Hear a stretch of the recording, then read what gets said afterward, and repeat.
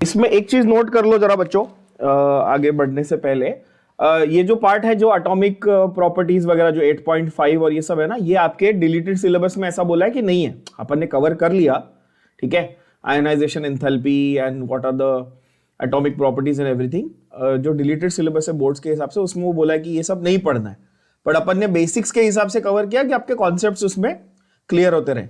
कुछ थोड़े से एब्सर्ड पॉइंट्स हैं इस चैप्टर में जो थोड़े फालतू ही है, मतलब जो डिलीटेड है और जिसके ऊपर ज्यादा रेलेवेंट नहीं है, वो एक दो पैराग्राफ अपन बीच में छोड़ देंगे कुछ पार्ट्स, बट बाकी मेजॉरिटी चीजें अपने को कवर करनी है, even though if it is deleted still fine, ठीक है ना। चलो, तो हमने लास्ट टाइम डिस्कशन कंप्लीट किया था अपना कलर तक बात की थी। कलर के ऊपर एक बहुत ही इंपॉर्टेंट क्वेश्चन आता है, name the factors on which the colour of any metal ion और ट्रांजिशन मेटल आयन डिपेंड्स। ठीक है, तो कलर में हमने जितना भी डिस्कशन किया, we spoke about complementary colours, one colour being absorbed, the other colour being emitted, ये सारा हमने बात किया था लास्ट टाइम, मैंने आपको ये चार्ट भी बताया था, है ना, याद होगा। अब यहां पर एक शॉर्ट नोट क्या आता है, शॉर्ट नोट देखो आप नोट कर लो, यहां पे ऐसे क्यों लिख लो, name the factors on which the colour of a given D block metal depends, ऐसे लिख लो यहां पे क्वेश्चन।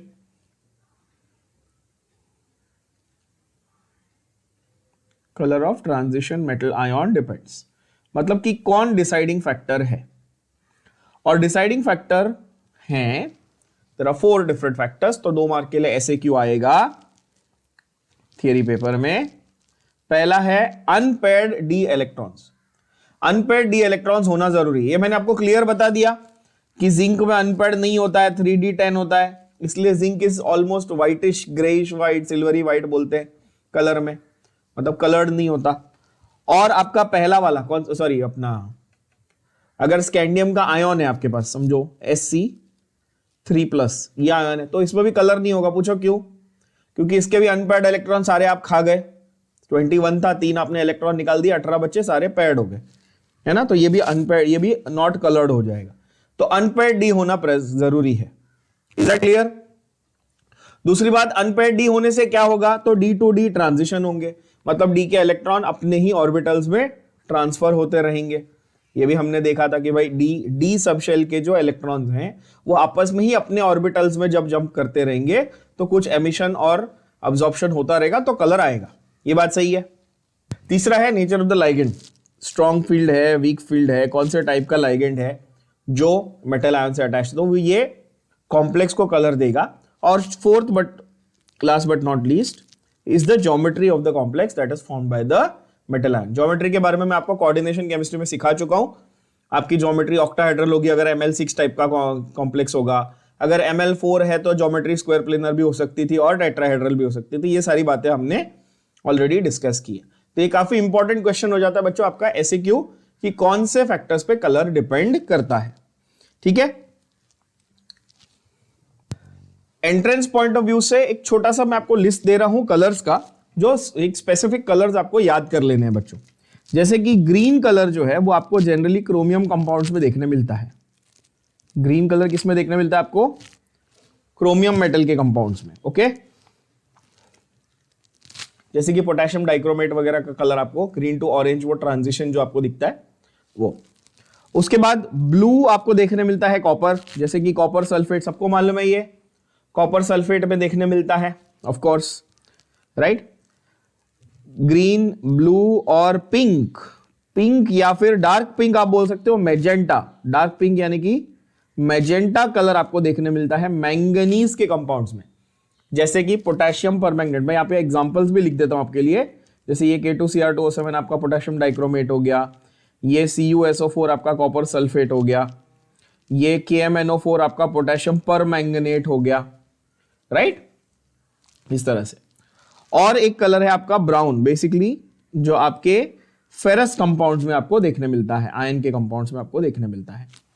ठीक है, apart from these there are other colours, but majorly at least ये आपको off the top of your head याद होने ही चाहिए। चलो, तो ये तो सिर्फ एंट्रेंस पॉइंट ऑफ व्यू से डायरेक्टली आप 3-4 कलर जो है वो याद कर लेना। उसके बाद आ जाते हैं हम लोग कैटालिटिक प्रॉपर्टीज पे। Now remember what we have studied, हमने जो इतना सारा केमिस्ट्री में इतनी सारी चीजें पढ़ी हैं इसके पहले, उस नॉलेज से थोड़ी आप बेसिक चीजें डिराइव करके देखो। आपको मैंने जब कोई भी ऑर्गेनिक कंपाउंड के रिएक्शन पढ़ाए जहां पे आप हाइड्रोजिनेशन करते हो, तो हम एरो पे क्या लिखते हैं? जब भी हमने एल्कीन टू एल्केन बनाया बच्चों, तो हम लोग एरो पे क्या लिखते थे? जब हाइड्रोजन साथ में होता था तो हम प्लैटिनम पैलेडियम लिखते थे। Yes, okay. जब हमने हेबर्स प्रोसेस में अमोनिया बनाया, तो हम फाइनली डिवाइडेड आयन और मॉलिब्डेनम एज प्रमोटर लिखते थे। आप बोलोगे हाँ। उसके बाद आप, या फिर यहां पे आप रैने निकल भी लिख लेते थे, याद होगा सबको, रैने निकल भी आप लिखते थे, है ना? तो ये प्रूफ तो हमारे पास है कि मेजॉरिटी केसेस जो हमने कैटलिस्ट यूज किए, क्या हमने यूज किया?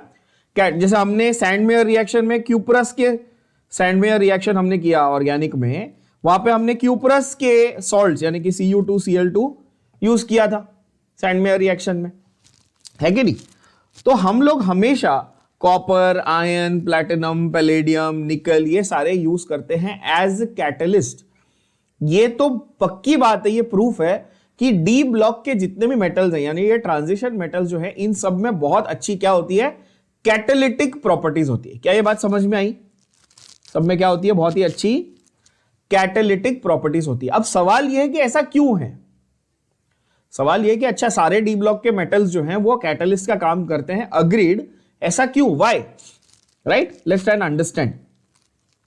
Transition metals exhibit good catalytic properties.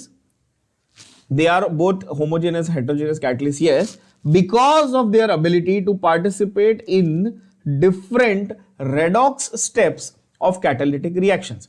जब भी कोई भी रिएक्शन में रिडक्शन हो रहा है या ऑक्सीडेशन हो रहा है, वहां पर ये जो मेटल्स हैं ये इजीली पार्टिसिपेट कर सकते हैं, क्योंकि इनके पास क्या है? इनके पास इनकम्प्लीट डी सब शेल है, तो ये इलेक्ट्रॉन्स गेन लूज कर सकते हैं, अपने ऑक्सीडेशन स्टेट को चेंज कर सकते हैं। Most of these you will find, जिनका मैंने नाम लिया, जैसे आयन है तो वो फेरस भी हो सकता था, फेरिक भी हो सकता था। कॉपर है वो क्यूपरस भी हो सकता था, क्यूपरिक भी हो सकता था। यस बच्चों, है कि नहीं?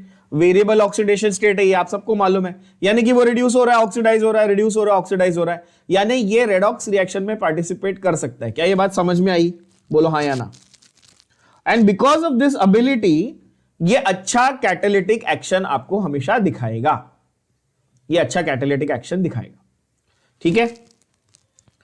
और जब भी यहां पर कैटालिसिस हो रहा है, तो एक चीज और याद रख लेना, जो मैंने आपको केमिकल काइनेटिक्स में सिखाई है, ये भी याद होगी सबको, मैंने केमिकल काइनेटिक्स सिखाया आपको कि कैटलिस्ट का काम क्या है, वो क्या करता है? वो एक्टिवेशन एनर्जी को कम करता है। वो जो आपकी ट्रांजिशन स्टेट पहुंचने की एनर्जी थी, उसकी वैल्यू को वो क्या कर देता है? कम कर देता है, ताकि ज्यादा मॉलिक्यूल्स आगे तक पहुंच सके, राइट? है ना? तो यहां पर यही रोल कौन निभा रहा है? Who is playing that role? The transition metals are playing that role. Example they have given you, as I said already, iron, nickel, platinum, palladium, chromium, ऐसे बहुत सारे मेटल के आयन्स है विच वी यूज। ओके, अब homogeneous और heterogeneous एक word दिया है, जरा वो भी समझ लेते हैं। अगर होमोजीनस कैटालिसिस की बात है तो metal ions will participate by forming unstable intermediates, और हेट्रोजीनस कैटालिसिस होगा तो मेटल जो है वो क्या करेगा? सिर्फ एक सरफेस प्रोवाइड करेगा। स्पेसिफिकली इस लाइन को पढ़ना, providing a surface for the reactants to react, मतलब मेटल अपने आयन्स नहीं बना रहा। तो यहां पर क्या प्रोसेस हो रही है बच्चों? ये मैंने आप लोगों को समझाया हुआ है, एडजॉर्प्शन की प्रोसेस हो रही है। क्या हो रही है यहां पे? एडजॉर्प्शन की प्रोसेस हो रही है, जैसे कि हाइड्रोजिनेशन में होता है।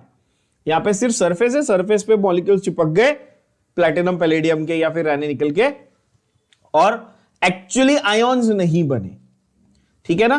तो होमोजीनस हेट्रोजीनस का कॉन्सेप्ट समझ लेना। ये आपको लिखने का ऐसा जरूरत नहीं है, कंपलसरी नहीं कि आप एग्जाम में लिखो ये पॉइंट, बट एटलीस्ट कॉन्सेप्ट समझ लो। एग्जाम्पल्स बहुत ही इंपॉर्टेंट, ये डायरेक्ट एमसीक्यूज बनेंगे। एग्जाम्पल्स जो हैं ये आपके एंट्रेंस एग्जाम्स में डायरेक्ट एमसीक्यूज बनेंगे, ये सारे एग्जाम्पल्स, ठीक है? रट्टा नहीं मारने, ये सारे हमने कवर किए हुए हैं, हर एक जगह पे एक एक एग्जाम्पल हमने कवर किया हुआ है, ठीक है? जैसे कि MnO2 reacts as catalyst for decomposition of KClO3.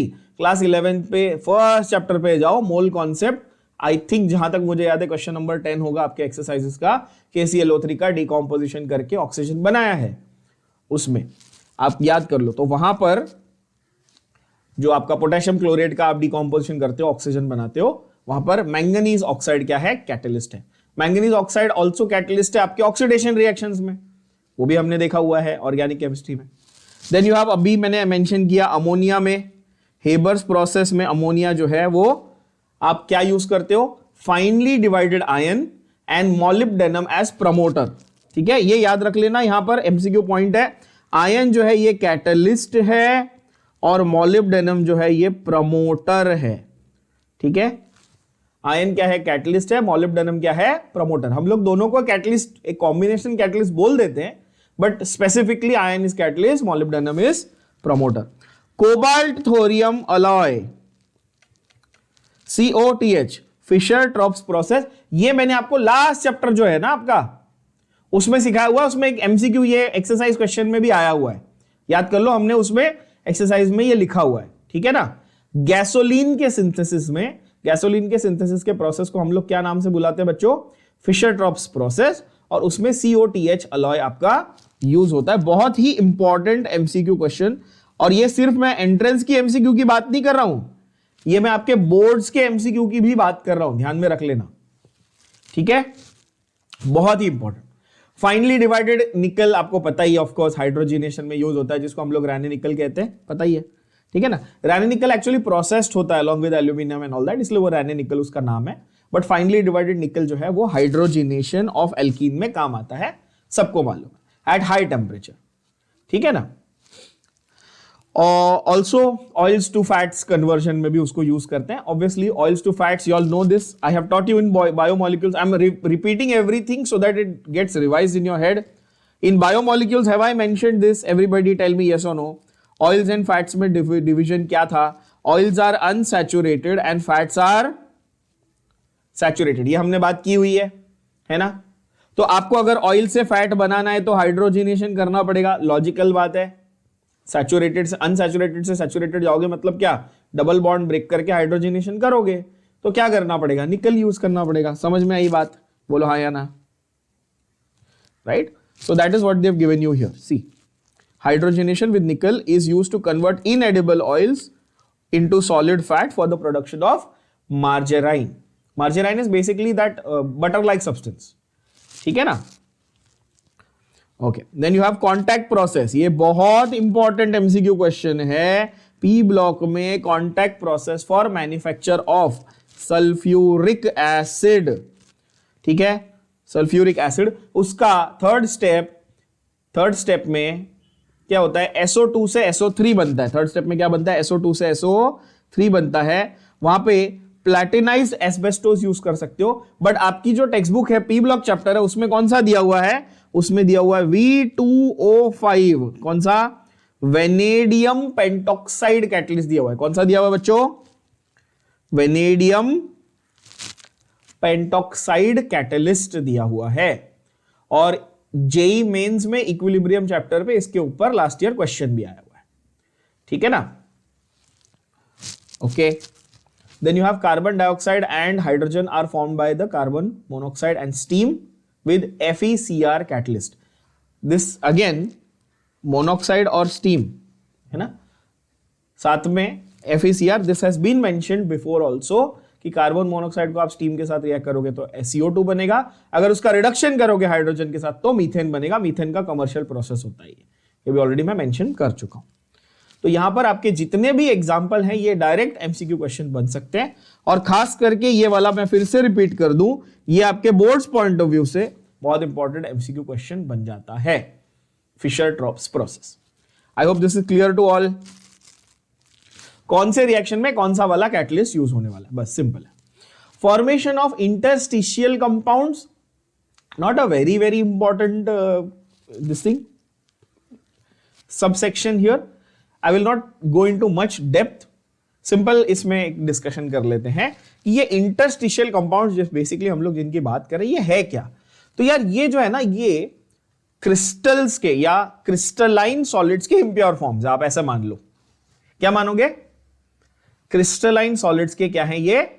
कुछ एक तरह से इम्प्योर फॉर्म है। नाउ व्हेन आई से इम्प्योर, you start thinking कि अच्छा there is some rubbish, there is some garbage inside the crystal. No, thing is, suppose एक NaCl का क्रिस्टल है। क्या है? suppose एक NaCl का क्या है? एक क्रिस्टल है, सोडियम क्लोराइड का एक पूरा क्रिस्टल है जिसमें बहुत सारे सोडियम के आयन्स हैं और बहुत सारे क्लोराइड के आयन्स हैं। अब इसमें अगर सिल्वर आ जाए, इसमें क्या आ जाए? वैसे आता नहीं है, मैं सिर्फ एग्जांपल दे रहा हूं।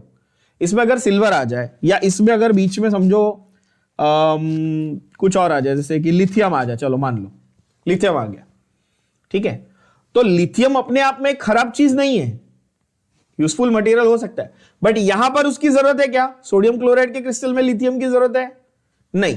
तो यहां पर वो एक इंप्योरिटी की तरह ट्रीट किया जाएगा। बात समझ में आई कि एक सब्सटेंस के ओरिजिनल क्रिस्टल में कुछ घुस गया है, तो जब ओरिजिनल क्रिस्टल के बीच में, स्पेसिस के बीच में कुछ घुस जाए तो उसको आप इंटरस्टिशियल कंपाउंड बोलोगे। सिंपल भाषा में सबको समझ में आया? बोलो हाँ या ना। ठीक है, तो अब आप देखो क्या बोलता है वो। व्हेन स्मॉल एटम्स, जब मैंने लिथियम का एग्जांपल लिया, वैसे आप कार्बन, हाइड्रोजन, नाइट्रोजन, ये small atoms up to nitrogen, अगर ये ट्रैप हो जाए किसी एक क्रिस्टल के अंदर, तो आप उस कंपाउंड को क्या बोलोगे? आप उसको इंटरस्टिशियल कंपाउंड बोलोगे। बात समझ में आई? बोलो हाँ या ना। Yes yes. क्या मैं उसको एज एन इंप्योरिटी ट्रीट करूं? हाँ, राइट। ओरिजिनल क्रिस्टल के अंदर ये छोटे छोटे जो एटम्स आके ट्रैप हो गए, फंस गए, trapped is the important word here, वो फंस गए हैं, उनकी ओरिजिनल जगह वहां नहीं है, तो इसीलिए उनको क्या बोला मैंने? इंटरस्टिशियल कंपाउंड्स बोला। ओके, अब ये जो इंटरस्टिशियल कंपाउंड्स है, अगेन आपको डी ब्लॉक के जो मेटल्स हैं उनके अंदर इंटरस्टिशियल कंपाउंड का फॉर्मेशन ज्यादा इजीली देखने मिलता है, ज्यादा इजीली। और because of this, because they have the ease of formation, that is why D block के जो ट्रांजिशन मेटल्स के जो ये है ना कॉम्बिनेशंस, वहां पर आपको अलॉयज देखना बहुत ही कॉमन है। जरा दिमाग लगाओ, मैं कहूं कि एक कॉपर है, समझो कॉपर का एक मेटल है, ठीक है, और इसका अपना खुद का एक क्रिस्टल है। कॉपर का खुद का एक क्या है? क्रिस्टल है। या आयन का अपना खुद का एक क्रिस्टल है। आप बोलोगे ठीक है, और मैं कहता हूं कि इसमें ना इंप्योरिटी कार्बन की आ जाना बहुत ही इजी है। इस आयन के क्रिस्टल में कार्बन की इंप्योरिटी आ जाना बहुत ही आसान है। तो क्या बोल सकता हूं कि अलॉय बन गया, एक टाइप का आयन और कार्बन का मिला के। स्टेनलेस स्टील में क्या होता है? आयन और कार्बन होता है मेनली, और बाकी छोटे छोटे अमाउंट में ट्रेस एलिमेंट्स होते हैं। सही बोल रहा हूं? बोलो हाँ या ना, है कि नहीं? तो जब भी आपका डी ब्लॉक का मेटल है वो आसानी से इंटरस्टिशियल कंपाउंड बना रहा है, इसका मतलब कि वो इजीली क्या देगा आपको? वो इजीली अलॉय फॉर्मेशन दिखाएगा। आई होप ये बात समझ में आई सब बच्चों को। क्या बोला मैंने? बिकॉज वो इजीली आपको इंटरस्टिशियल कंपाउंड बनाने को अलाउ कर रहा है, तो वो अलॉयज का क्रिएशन भी इजीली अलाउ करेगा, right? Example, steel and cast ion. मैंने अभी एग्जांपल दिया आपको कि ion, IRON, ion and carbon together make steel. अब उसमें मैं एल्यूमिनियम डाल दूं, टंगस्टन डाल दूं, मैग्नीशियम डाल दूं, तो अलग अलग टाइप के स्टील बन जाएंगे, करेक्ट है ना? तो स्टील हो गया, कास्ट आयन हो गया, रॉट आयन हो गया, ये सारे जो हैं ये कार्बन और आयन के कॉम्बिनेशन से बने हुए अलॉयज हैं। आई होप ये अब बात समझ में आ गई। अगेन ये आपका ऑब्जेक्टिव क्वेश्चन हो जाता है सीधा सीधा, मतलब या तो ये 1 मार्क 1 सेंटेंस में आ जाएगा, या तो ये सीधा सीधा MCQ में आ जाएगा आपके। आई होप ये क्लियर है। Whenever I am writing MCQ, it does not mean only entrance, means a direct board exam MCQ also it is possible to be asked. Okay. तो इंटरस्टिशियल कंपाउंड्स की properties क्या है? Again यहां पर ये आपका डायरेक्ट SAQ बन जाता है बच्चों for your theory paper for 2 marks. Write any 4 properties of interstitial compounds. Please make sure you mark these questions so that when you are learning you know, अच्छा ये क्वेश्चन आएगा और ये 4 पॉइंट मेरे को लर्न करने हैं। बाद में रोते मत बैठो कि क्या पढ़ूं और कहां से पढ़ूं और कितना पढ़ूं। फिर से बता रहा हूं, चलो। पहला, they are hard and good conductors of heat and electricity. Obviously, yes, because they are made from the metallic elements of the D block. Then their chemical properties are similar to the parent metal. जो metal ज्यादा quantity में उसमें present है, ध्यान से बात को सुनना, पेरेंट मेटल कौन है? जो मेटल ओरिजिनली जो ज्यादा क्वांटिटी में प्रेजेंट है वो क्या है? उसका पेरेंट मेटल है, इसलिए उसकी जो प्रॉपर्टीज है वो ओवरऑल कैसी रहेगी? वो सिमिलर टू पेरेंट मेटल रहेगी। जैसे मैं आपको कहूं कि अच्छा स्टील है जिसमें आयन है और कार्बन है और कॉपर है, समझो, मान लो, ठीक है, ऐसा एक स्टील हमने बना दिया जिसमें आयन डाला, कॉपर डाला इसमें और कार्बन डाल दिया। आयन मैंने उसमें 90% डाल दिया, कार्बन 5% डाल दिया, कॉपर 5% डाल दिया, ऐसा मैंने कॉम्बिनेशन बना दिया। तो इसका पेरेंट मेटल कौन? इसका बाप कौन? इसका बाप है आयन। तो इसकी जो प्रॉपर्टीज रहेगी वो सबसे ज्यादा किससे मैच करेगी? आयन से मैच करेगी। सिंपल बात है, ठीक है। Their melting points are higher than the original pure metal. जो ओरिजिनल प्योर मेटल है, दोनों या तीनों कॉम्बिनेशन वाले, उनसे ज्यादा इनका मेल्टिंग पॉइंट होता है। But their densities are less. Melting point is more, densities are less, right. And last but not least, ये पार्ट आपको बहुत ध्यान से याद कर लेना, again for MCQ point, metallic carbides. आप जो जेई वाले स्टूडेंट्स हैं खास करके, मैंने आपको मेटालिक कार्बाइड से हाइड्रोकार्बन बनाना सिखाया है ना, बोरॉन का कार्बाइड, मैग्नीशियम का कार्बाइड, है ना, ये सब हमने किए हुए हैं, सारे याद होंगे आपको आपके। हाँ, हम लोग हाइड्रोलिसिस करते हैं इनका, कार्बाइड्स का, और हाइड्रोकार्बन्स बनाते हैं, हमने फर्स्ट चैप्टर में किया था एल्केन्स में, है ना। तो कार्बाइड्स जो हैं वो एक्सट्रीमली हार्ड मटेरियल होते हैं, they are almost as hard as diamond.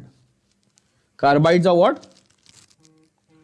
Are extremely hard, almost as hard as diamond.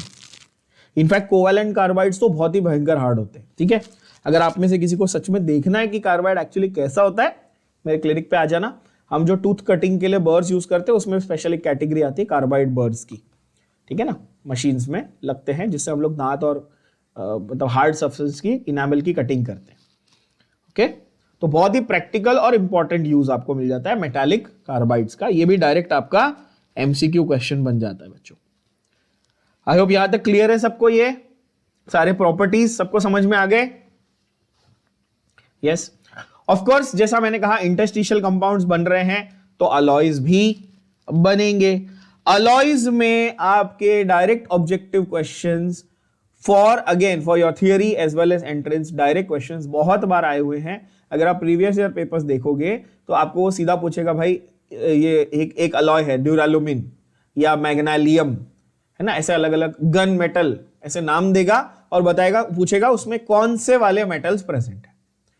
तो अलॉयज तो आपको सबको पता ही, अलॉयज बेसिकली क्या है? मिक्सचर है कि कंपाउंड है अलॉय? ये बहुत बेसिक चीज है। अलॉय इज मिक्सचर और कंपाउंड?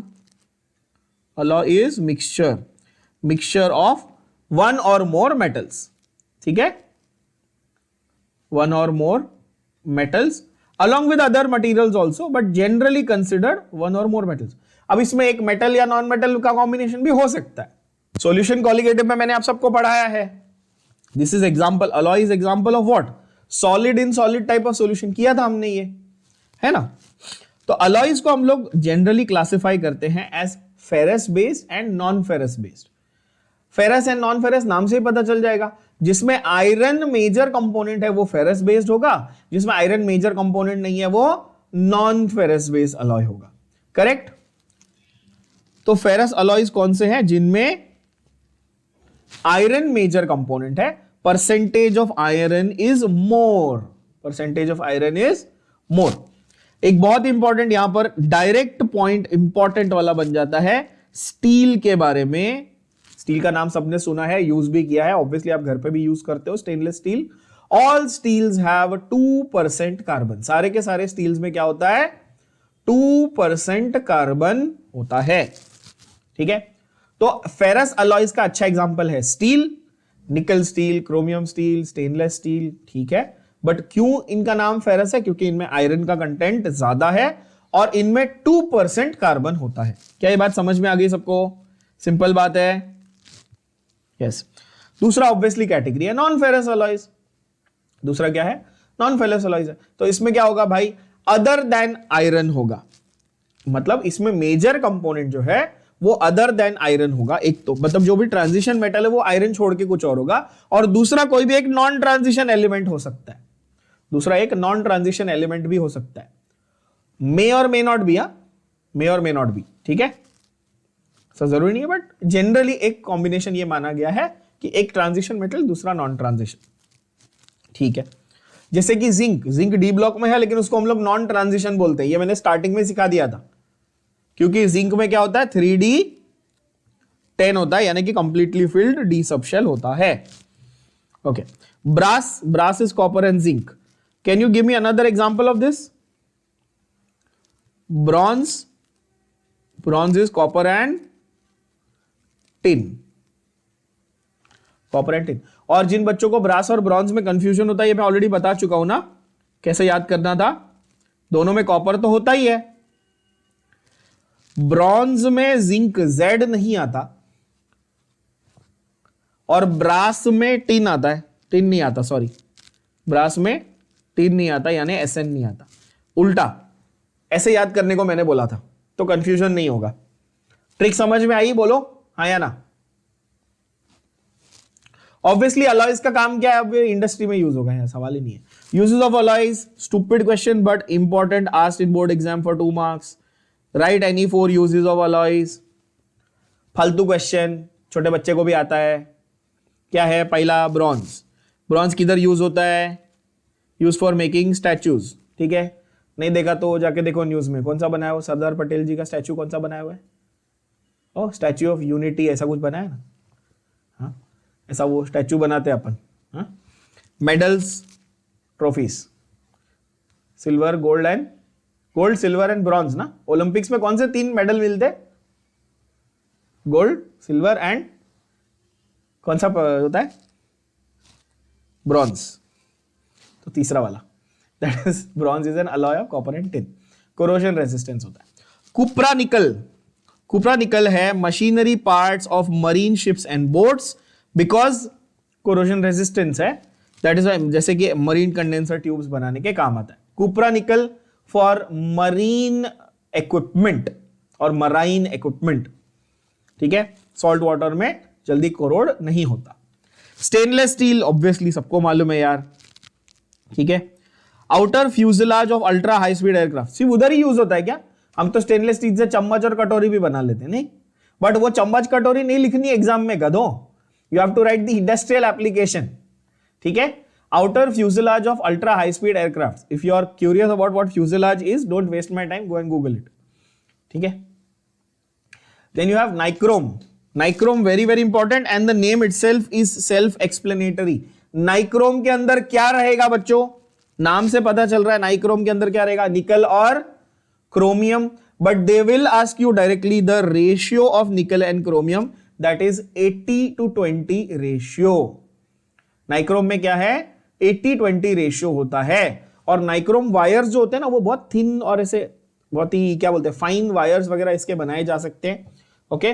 तो नाइक्रोम बहुत ही डायनामिक मटेरियल, एक्चुअली बहुत अच्छा मटेरियल है, इसको यूज किया जाता है मेनी प्लेसेस, एंड 80:20 रेशियो में इसमें निकल और क्रोमियम होता है।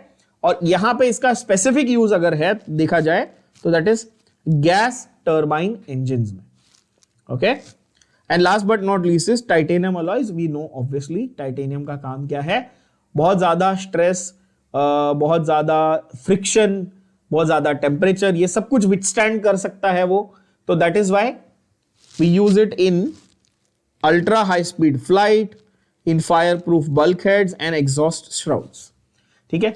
Now I know there are many terms from these that you don't know. What are bulkheads, masts, fuselage, ठीक है। ये सब बेसिकली एयरक्राफ्ट या शिप के पार्ट्स होते हैं। एक शिप का मास होता है, एक बल्कहेड होता है। वैसे ना मैं आपको समझाने बैठूंगा तो बहुत टाइम वेस्ट है, टू बी ऑनेस्ट, ठीक है।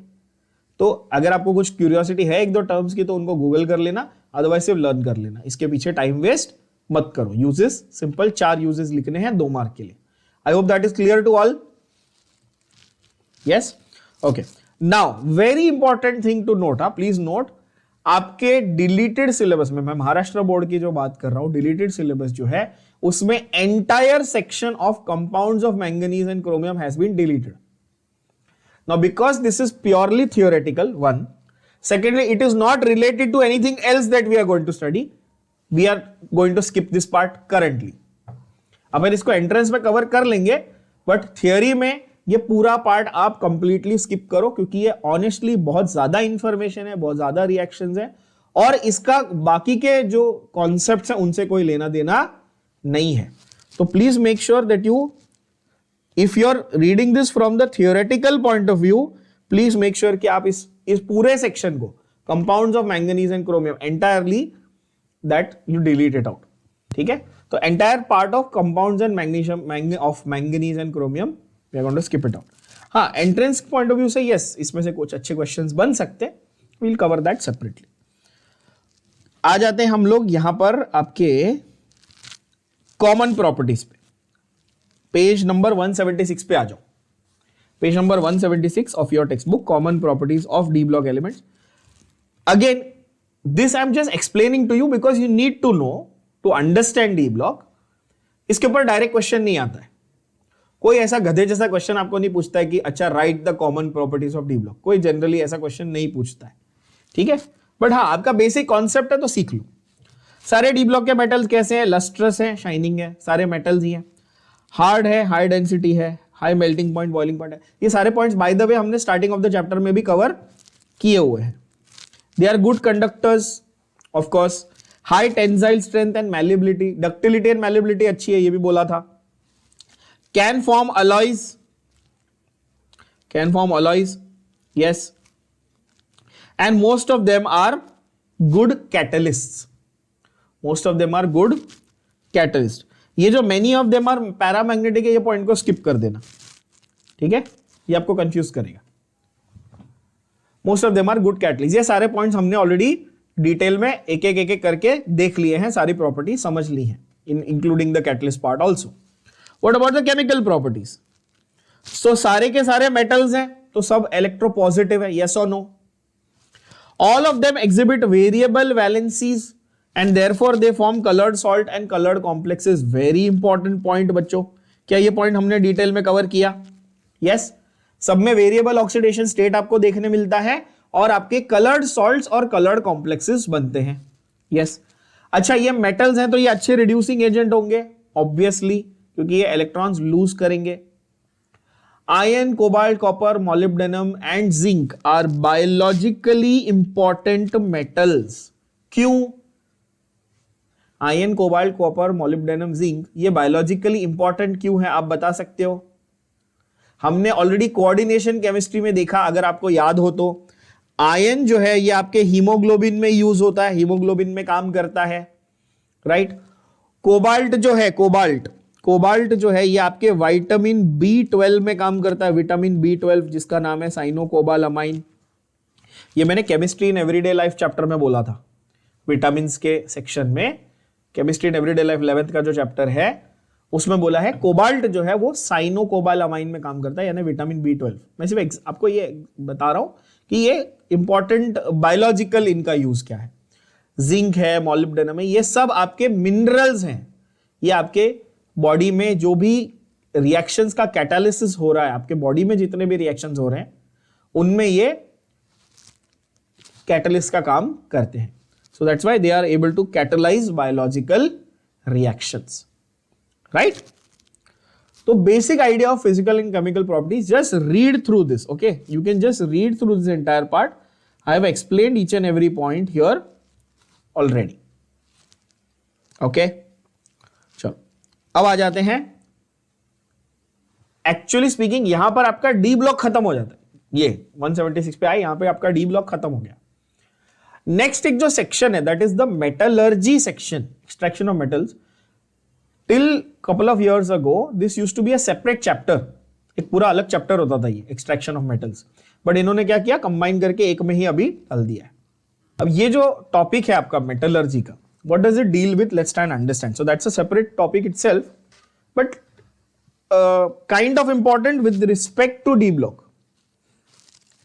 मेटलर्जी इस वर्ड का मतलब होता है the profitable extraction of metal from its ore। metallurgy का मतलब क्या है?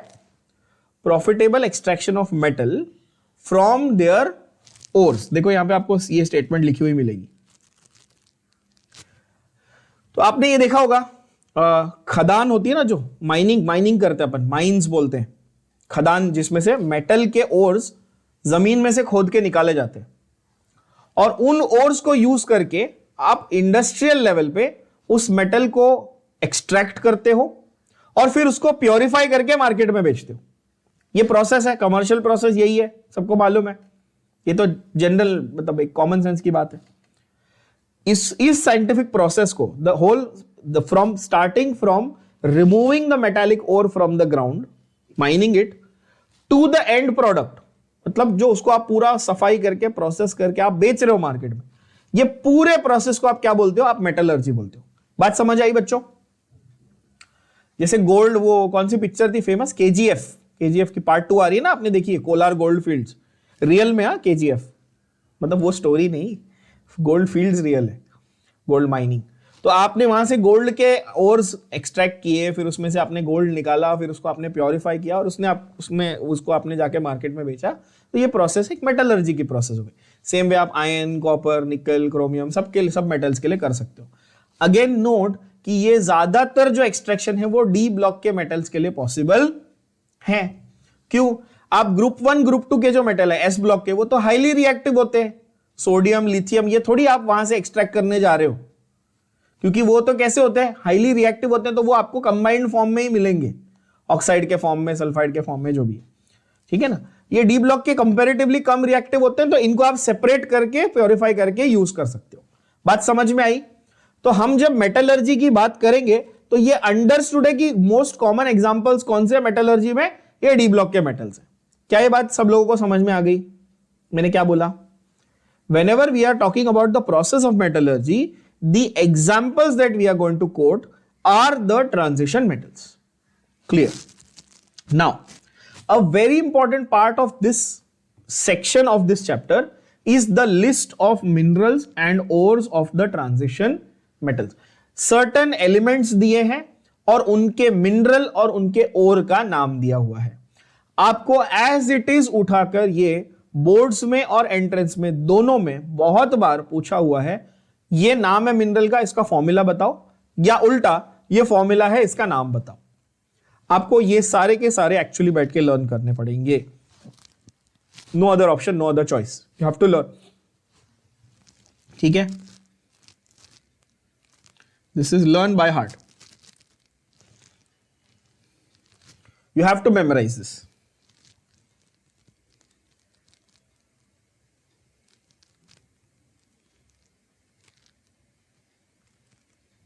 And please write it down, memorise this table, लिखो, नहीं तो तुम बुक खोलोगे तो पढ़ोगे नहीं। चलो देखें जरा, आयन का क्या है?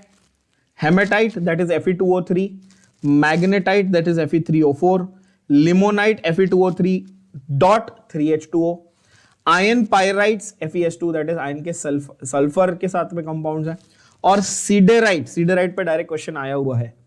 और इसका मेन ओर कौन है? मेन ओर हेमेटाइट है। अब आप पूछोगे सर मिनरल और ओर में क्या फर्क है, वो भी बताऊंगा, ठीक है ना। देन कॉपर में चाल्कोपाइराइट और कॉपर पाइराइट बोल सकते हैं, चाल्कोसाइट और क्यूपराइट। उसमें से सिर्फ चाल्कोपाइर जो आपका क्या बोलते हैं, कॉपर पाइराइट जो है, चाल्कोपाइराइट जो है, ये आपका यूज होता है as the direct mineral for the extraction of copper. Okay, and then you have zinc, ZnS, that is zinc sulfide or also called zinc blend. Zincite की स्पेलिंग रॉन्ग है, एक ही सी आता है जिंसाइट में, बहुत लोग इसको जिंकाइट भी बोलते हैं। ZnO, that is zinc oxide. And calamine, again calamine पे डायरेक्ट क्वेश्चन पहले भी आया हुआ है। जिंक ब्लेंड जो है, जिंक सल्फाइड जो है आपका, वो डायरेक्ट ओर है, ठीक है। तो ये पूरी की पूरी लिस्ट आपको एक्चुअली, या आप लिख के प्रैक्टिस करो या बैठ के लर्न करो, रट्टा मारो, जो करना है करो, बट आपको पूरी की पूरी लिस्ट एज इट इज याद होनी चाहिए 100%। इसमें से आपको कोई भी रैंडम वो उठा के क्वेश्चन, कोई भी कंपाउंड का फॉर्मूला या उसका नाम जरूर पूछेगा, ये फॉर श्योर है। ओके, अब आते हैं जरा बेसिक फंडे पे। बेसिक फंडे क्या है, टर्म्स क्या है, बेसिक टर्म्स क्या है मेटलर्जी में, उनके ऊपर आते हैं। पहले तो मैंने आपको ये बता दिया मेटलर्जी का मतलब क्या है, कि जमीन में से आपने मेटल निकाला और उसमें से ओर निकाला और आपने उसमें से मेटल एक्सट्रैक्ट कर लिया, इसको मेटलर्जी कहते हैं, ठीक है। Now let's come to the terms. Mineral. It is a naturally occurring substance found in the earth's crust containing inorganic salts, solids, siliceous matter and it is called a mineral. यानी अर्थ में से जो आप खोद के निकाल रहे हो, माइनिंग करके जो पहले आप निकाल रहे हो, वो क्या है? मिनरल है. मिनरल के अंदर राइट आपका मेटल प्लस एक नॉन मेटल का कॉम्बिनेशन आपको मिलेगा. मतलब मेटल का एक कंपाउंड उस मिनरल के अंदर मिलेगा अलोंग विद ऑल द कचरा. कचरा क्या था? कचरा ये था ना, सॉल्ट्स, सॉलिड्स, सिलिका यानी कि सैंड, ये सारी चीजें बेसिकली रबिश थी. इसके अलावा उस मिनरल के अंदर क्या है? इसके अलावा है उसके अंदर मेटल का ओर. मेटल का क्या है? ओर. सो कैन आई से, नाउ ध्यान से सुनना, the mineral which contains high percentage of metal is called ore. बरोबर. मिनरल का एक टाइप है ओर, ऐसा मैं बोल सकता हूं. Can I say that? बोलो हाँ या ना. Read the definition and tell me this. The mineral which contains high percentage of metal is called ore. क्या ये बात समझ में आई? तो इससे यह बताओ कि ore is a type of mineral या mineral is a type of ore? Ore is a type of mineral. क्या ये बात सबके भेजे में गई? बोलो हाँ या ना. Ore is a type of mineral. Which type of mineral? जिसमें मेटल का परसेंटेज ज्यादा निकले वो ओर है. तो then does this statement become true?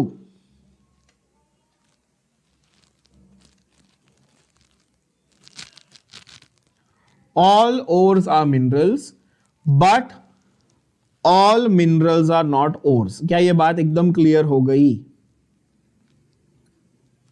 अच्छे से स्टेटमेंट सबको समझ में आ गई? ये स्टेटमेंट लिख के रखो. All ores are minerals, but all minerals are not necessarily ores. All apples are fruits, but all fruits are not apples. Right? इस तरह से मिनरल और ओर का फर्क समझ में आ गया? ठीक है. तो मेटलर्जी की प्रोसेस में हमारा जो एम है वो ये है कि पहले हम ओर तक पहुंचे. मतलब हमने मिनरल निकाला, उसमें से मट्टी, सिलिका, सॉल्ट, विल्ड सब कचरा हटा दिया. ठीक है. फिर हमको मिला ओर. अब उस ओर में से हमको मेटल निकालना है. सिंपल बात. आप बोलोगे ठीक है. इस मेटल को निकालने की process, the process of metallurgy also can be of 3 different types और can be achieved in 3 different ways. One, where you will primarily use heat, so we will use the word pyrometallurgy. पहला हम लोग क्या use करेंगे? High temperature use करेंगे, तो pyrometallurgy. दूसरा hydrometallurgy, जहां पर हम लोग सॉल्यूशंस या उसके क्या बोलते हैं, सॉल्ट सॉल्यूशंस यूज करेंगे, इसलिए वर्ड क्या लिखा? हाइड्रो. और तीसरा, last but not least, obviously क्या यूज होगा? इलेक्ट्रोमेटलर्जी. वहां पर इलेक्ट्रोलाइसिस की प्रोसेस यूज होगी. ये इलेक्ट्रोकेमिस्ट्री चैप्टर में मैं आप सब लोगों को सिखा चुका हूं. पता है आपको? इलेक्ट्रोलाइसिस से आप मेटल्स को सेपरेट करते हो. सबको आता है ये बात? यस और नो? तो pyrometallurgy, hydrometallurgy and electrometallurgy are the types of classification of the process of metallurgy. तो यहां पर आपका एक क्वेश्चन बन जाता है थियरी पेपर के लिए, define and classify metallurgy. Clear? लिख के रखो, डिफाइन एंड क्लासिफाई मेटलर्जी. ये प्लीज क्वेश्चन आप लिख के रखेंगे बच्चों. Define and classify. आपने डिफाइन कर दिया commercial extraction of metals from their ores और उसके 3 वेराइटीज, पायरो, हाइड्रो और इलेक्ट्रो. अगर गलती से ये क्वेश्चन 3 मार्क के लिए आ गया तो आप क्या करेंगे? आप पायरो, हाइड्रो और इलेक्ट्रो का भी डेफिनेशन वहां पर लिखेंगे. क्या है पायरो, हाइड्रो और इलेक्ट्रो का डेफिनेशन? वो भी देख लेते हैं.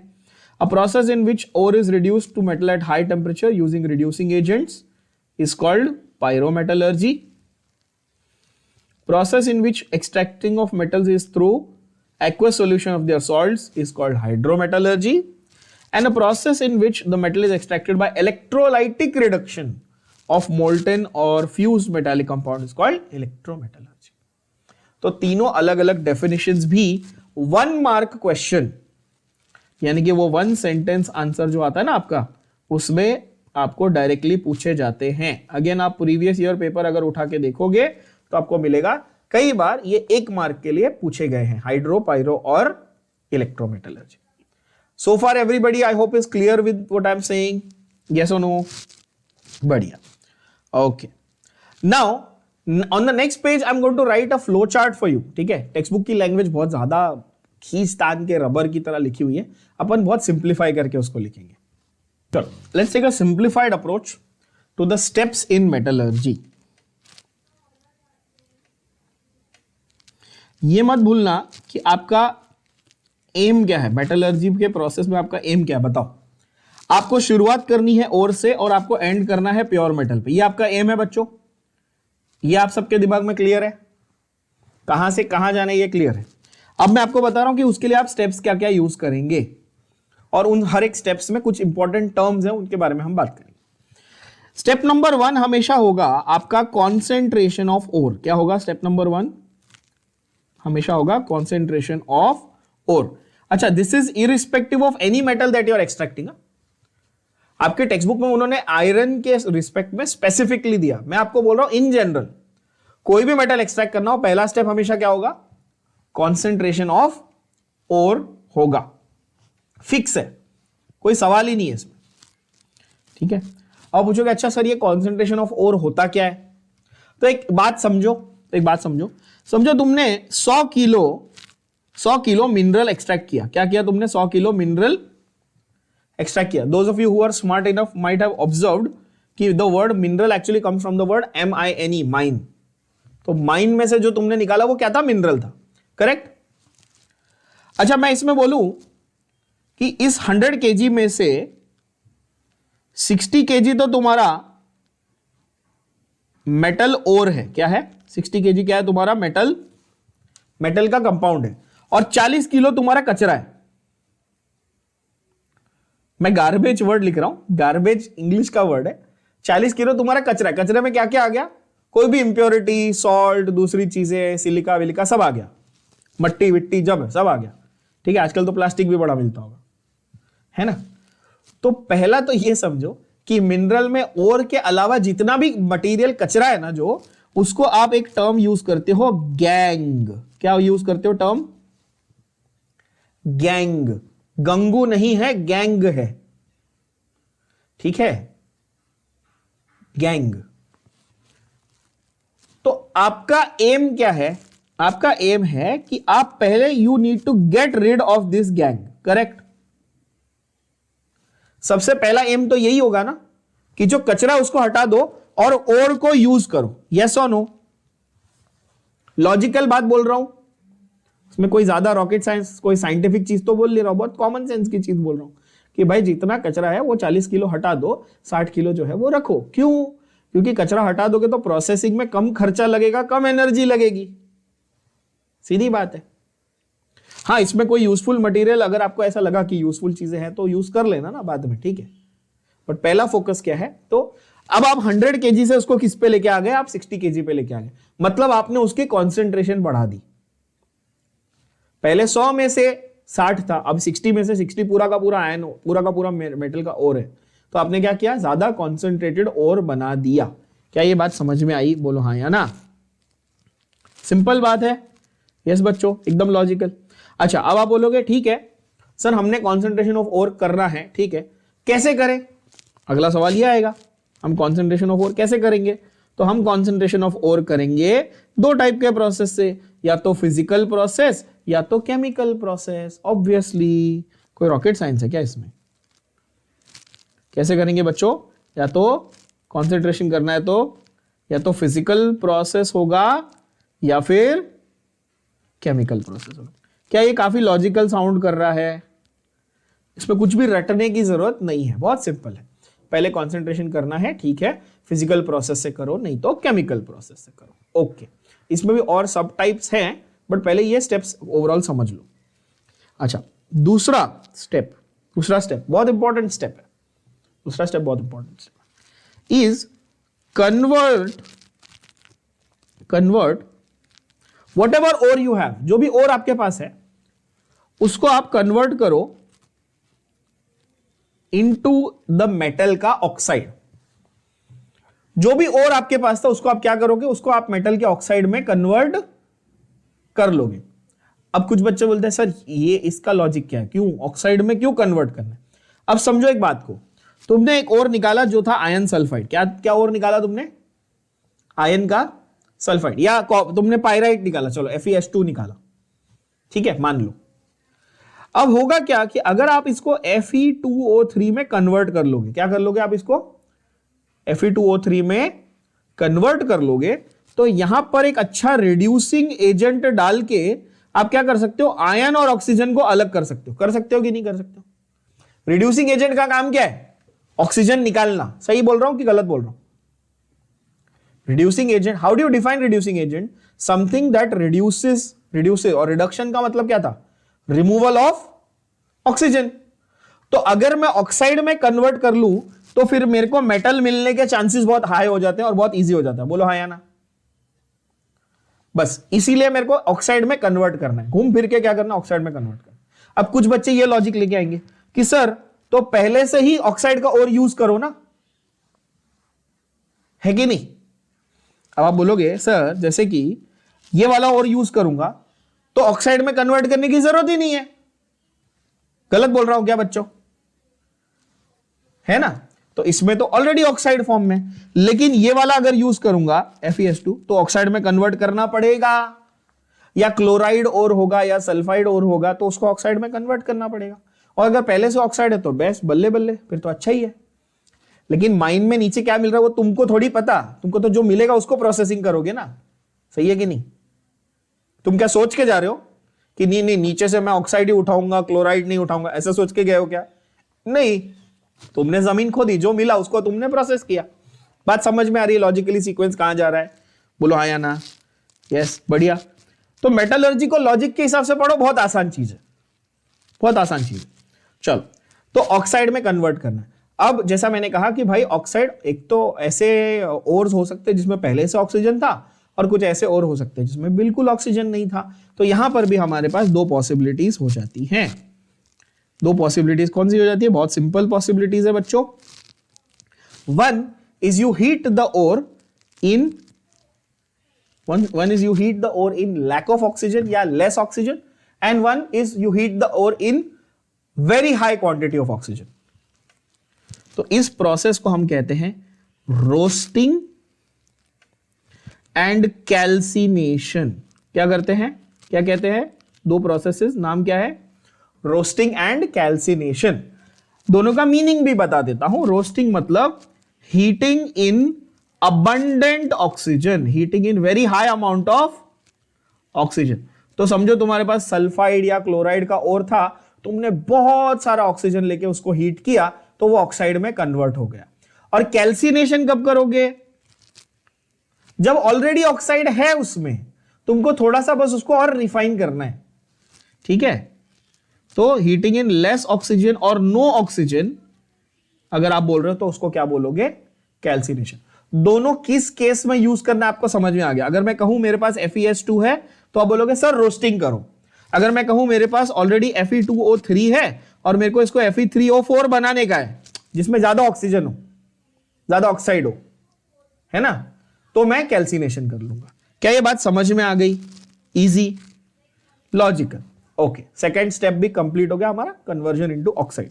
थर्ड स्टेप तो यार हर बच्चे को यार पता ही होगा, अभी लॉजिकली आपको समझ में आ गया होगा। क्या करेंगे, आप एक्सट्रैक्ट करेंगे मेटल को by heating this oxide with a reducing agent, है कि नहीं। तो heating with suitable reducing agent, बोलोगे सही है, ये तो सही बात है एकदम, है ना। Heating with suitable reducing agent, काफी आसान। जैसे मैं आपको एक जनरल रिएक्शन दे दूं, ये मेटल का ऑक्साइड है, कार्बन एक अच्छा रिड्यूसिंग एजेंट है, तो मेटल मिल गया और साथ में कार्बन मोनोऑक्साइड रिलीज हो गया। बोलो हाँ या ना। इजी, बहुत आसान। सबको समझ में आया ये वाला रिएक्शन, बोलो हाँ या ना।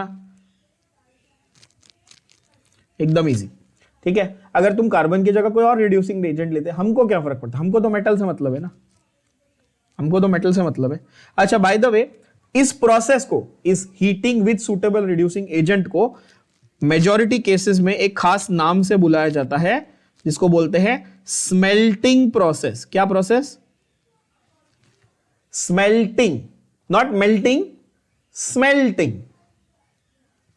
ठीक है, तो मैंने टर्म्स बोले ना, टर्म्स ध्यान में रखना। रोस्टिंग एक टर्म हो गया, कैल्सिनेशन एक टर्म हो गया, गैंग एक टर्म बताया आपको, गैंग, है ना। अभी एक नया टर्म सीखने मिला, स्मेल्टिंग। टर्म्स नोट करते जा रहे हो अपने दिमाग में? यस बच्चों, टर्म्स में किसी को कोई कंफ्यूजन नहीं होना चाहिए, कौन से टर्म का क्या मीनिंग है आपको समझ में आ रहा है, right. And last but not least, ये जो मेटल आपने एक्सट्रैक्ट किया यहां पे, क्या ये 100% प्योर है? अभी भी इसमें थोड़े थोड़े कचरे, थोड़ा थोड़ा पार्टिकल्स रहेंगे, यस और नो। तो आप फोर्थ स्टेप में हमेशा क्या करोगे, उसको बेचने के पहले उसकी क्या करोगे आप, उसकी रिफाइनिंग करोगे। कि क्या करोगे आप? रिफाइनिंग करोगे। ठीक है, तो देखो यार, स्टेप्स तो आपके पक्के हैं। स्टेप्स क्या है? Concentration of ore, conversion into oxide, heating with suitable reducing agent and refining. Correct, ये 4 आपके स्टेप्स हैं। अब आपको ये अचीव कैसे करने हैं, इसमें आपके पास हजारों पॉसिबिलिटी है। कंसंट्रेशन ऑफ ओर फिजिकल से करना है, केमिकल से करना है, आप डिसाइड करो, डिपेंडिंग ऑन कौन सा ओर यूज करो। कन्वर्जन इनटू ऑक्साइड, रोस्टिंग से करना है, कैल्सिनेशन से करना है, आप डिसाइड करो। Heating with suitable reducing agent, कौन सा रिड्यूसिंग एजेंट लेना है, कितने टेम्परेचर पे हीट करना है, क्या कैटलिस्ट यूज करना है, आप डिसाइड करो। रिफाइनिंग इलेक्ट्रोलाइसिस से करनी है या और कोई प्रोसेस से करनी है, आप डिसाइड करो। उसमें आपके पास बहुत सारी पॉसिबिलिटीज है, बट बेसिक आउटलाइन क्या सबको समझ में आ गई? आपको बेसिक आउटलाइन अगर एक बार अच्छे से जो मैंने बताई वो समझ में आ गई, तो अब टेक्स्ट बुक की जो सेंटेंसेस है, टेक्स्ट बुक के वर्ड्स हैं, वो बहुत इजी लगेंगे बच्चों। और specifically again, see there's a lot of rubbish in this chapter, it's very theoretical, this entire thing and very boring also। तो जो मैंने बताया उसको ध्यान में रखना और इंपॉर्टेंट लाइंस को मार्क करते जाना, आपका एकदम क्लैरिटी से समझ में आ जाएगा। चलो, तो पहला स्टेप क्या था? This was step number 1 was concentration. Yes, okay. Impurities are termed as gangue, ये मैंने बताया, हर एक चीज बता चुका हूं, मार्क करते जाना। कॉन्सेंट्रेशन में impurities termed as gangue are removed from the ore, yes और नो। तो उससे और क्या होता है? उससे और क्या हो जाता है? कॉन्सेंट्रेट हो जाता है। ओके, अगर आपको पूछता है डिफाइन गैंग, वो क्या पूछता है आपको? डिफाइन गैंग, तो आप बोलोगे sand, mud and other impurities are called gangue. ये डेफिनेशन है, ठीक है। नाउ, जब आप ये प्रोसेस कर रहे हो कॉन्सेंट्रेशन का, तो आपके पास मैंने क्या बताया कि फिजिकल और केमिकल ऑप्शंस हैं, है ना। फिजिकल ऑप्शंस हैं और केमिकल ऑप्शंस हैं। फिजिकल ऑप्शंस में there are many different variations like washing, hydraulic classification, magnetic separation, froth flotation etcetera, which means that अगर आपको कोई पूछे कि what are the physical methods of concentration, ध्यान से सुनना मेरे क्वेश्चन को। सॉरी, क्या पूछा मैंने? What are the physical methods of concentration of the ore, then you will write washing, hydraulic separation, magnetic separation, froth flotation। ये चारों क्या है? ये चारों physical method of separation है। क्या ये बात समझ में आई?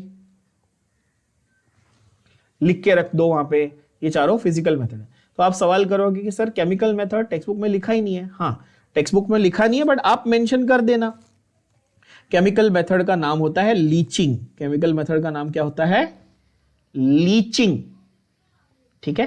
अगेन, अगर बोर्ड पॉइंट ऑफ व्यू से पढ़ रहे हो तो नहीं भी लिखोगे तो चलेगा, एंट्रेंस पॉइंट ऑफ व्यू से लिख देना लीचिंग केमिकल मेथड में आता है, ठीक है। और फिजिकल के 4 एग्जांपल तो आपको दे दिए मैंने।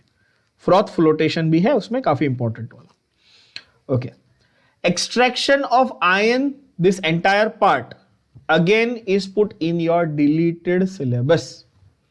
उन्होंने डिलीटेड सिलेबस में डाल दिया। Now the problem here in your text book is the steps of roasting, smelting and all those, they have explained with respect to iron only. समझ रहे हो? उन्होंने टेक्स्ट बुक में क्या किया? उन्होंने पहले टर्म समझा के फिर बाद में आयन का एग्जाम्पल लिया, ऐसा नहीं किया। उन्होंने सीधा आयरन ओर का एग्जाम्पल लिया और आयरन के एक्सट्रैक्शन के साथ ही आपको सारे बताए हैं, और फिर अभी बोल दिया कि अच्छा ये तो डिलीटेड है। The point here remains is, can they ask you how to define roasting, define calcination, define smelting? Yes, they can still ask you in general, but they will not ask you extraction of iron के specific reactions, they will not ask you in your board exam. बात समझ आई सब बच्चों को मैं क्या बोल रहा हूं? प्लीज ध्यान से सुनना. ये जो पूरा सेक्शन है ना, एक्सट्रैक्शन ऑफ आयरन, ये आपका डिलीटेड है. ब्लास्ट फर्नेस का डायग्राम, ब्लास्ट फर्नेस के रिएक्शंस, वो सारी चीजें क्लियरली आपका मेंशन्ड है, वो डिलीटेड है आपके महाराष्ट्र बोर्ड के सिलेबस में से. Again this extraction of iron का जो पूरा थियोरेटिकल पार्ट है, थैंकफुली, बिकॉज वो वैसे भी कचरा है और उसका कोई और दूसरी चीज से लेना देना नहीं है, so that is why they have deleted it, and that is actually good news for you because it's not a conceptual thing, it's a very theoretical thing. So they have deleted it, very nice. जैसे electrochemistry में वो specific sales है ना, delete कर दिया तो अच्छा ही है, क्योंकि वो स्पेसिफिक सेल का ऐसा कोई लेना देना, इट्स नॉट अ कॉन्सेप्ट. ठीक है, वैसे यहां पर भी हाँ, वो भी मेजोरिटी उन्होंने डिलीट कर दी है, मेजोरिटी, राइट. तो यहां पर भी ये आयरन ओर वाला जो पार्ट है, extraction of iron ore from this thing using blast furnace, entirely deleted. So that is good. Let's go to the F block part now. F block part, ठीक है, that is your inner transition elements. तो D block का वहां पे तो खत्म हो गया था, उसके बाद मेटलर्जी का एक छोटा सा पार्ट था, वो हमने डिस्कस कर लिया. अब हम लोग जा रहे हैं हमारे F block elements पे.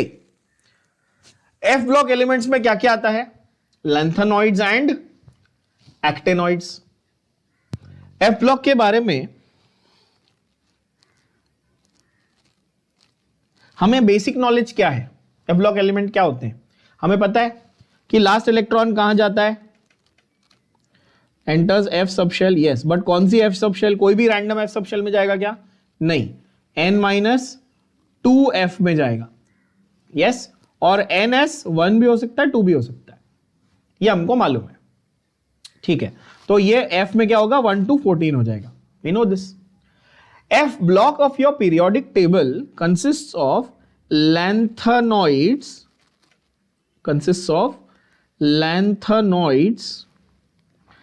and actinoids. Now, here is where you start gathering more and more information about them. Lanthanoids are from atomic number 58 to 71. ये याद कर लो. क्या है? लैंथेनॉइड्स कहां से कहां तक है बच्चों? 58 से लेके 71 तक. And actinoids are from number 90 to 103. Atomic number 90 to 103. अगर आप काउंट करने बैठेंगे, 58 और 71 को इंक्लूड करना है. कुछ बच्चे हमेशा पूछते हैं, सर फर्स्ट और लास्ट वाले को इंक्लूड करना है कि नहीं करना है? हाँ, of course you have to include both, right.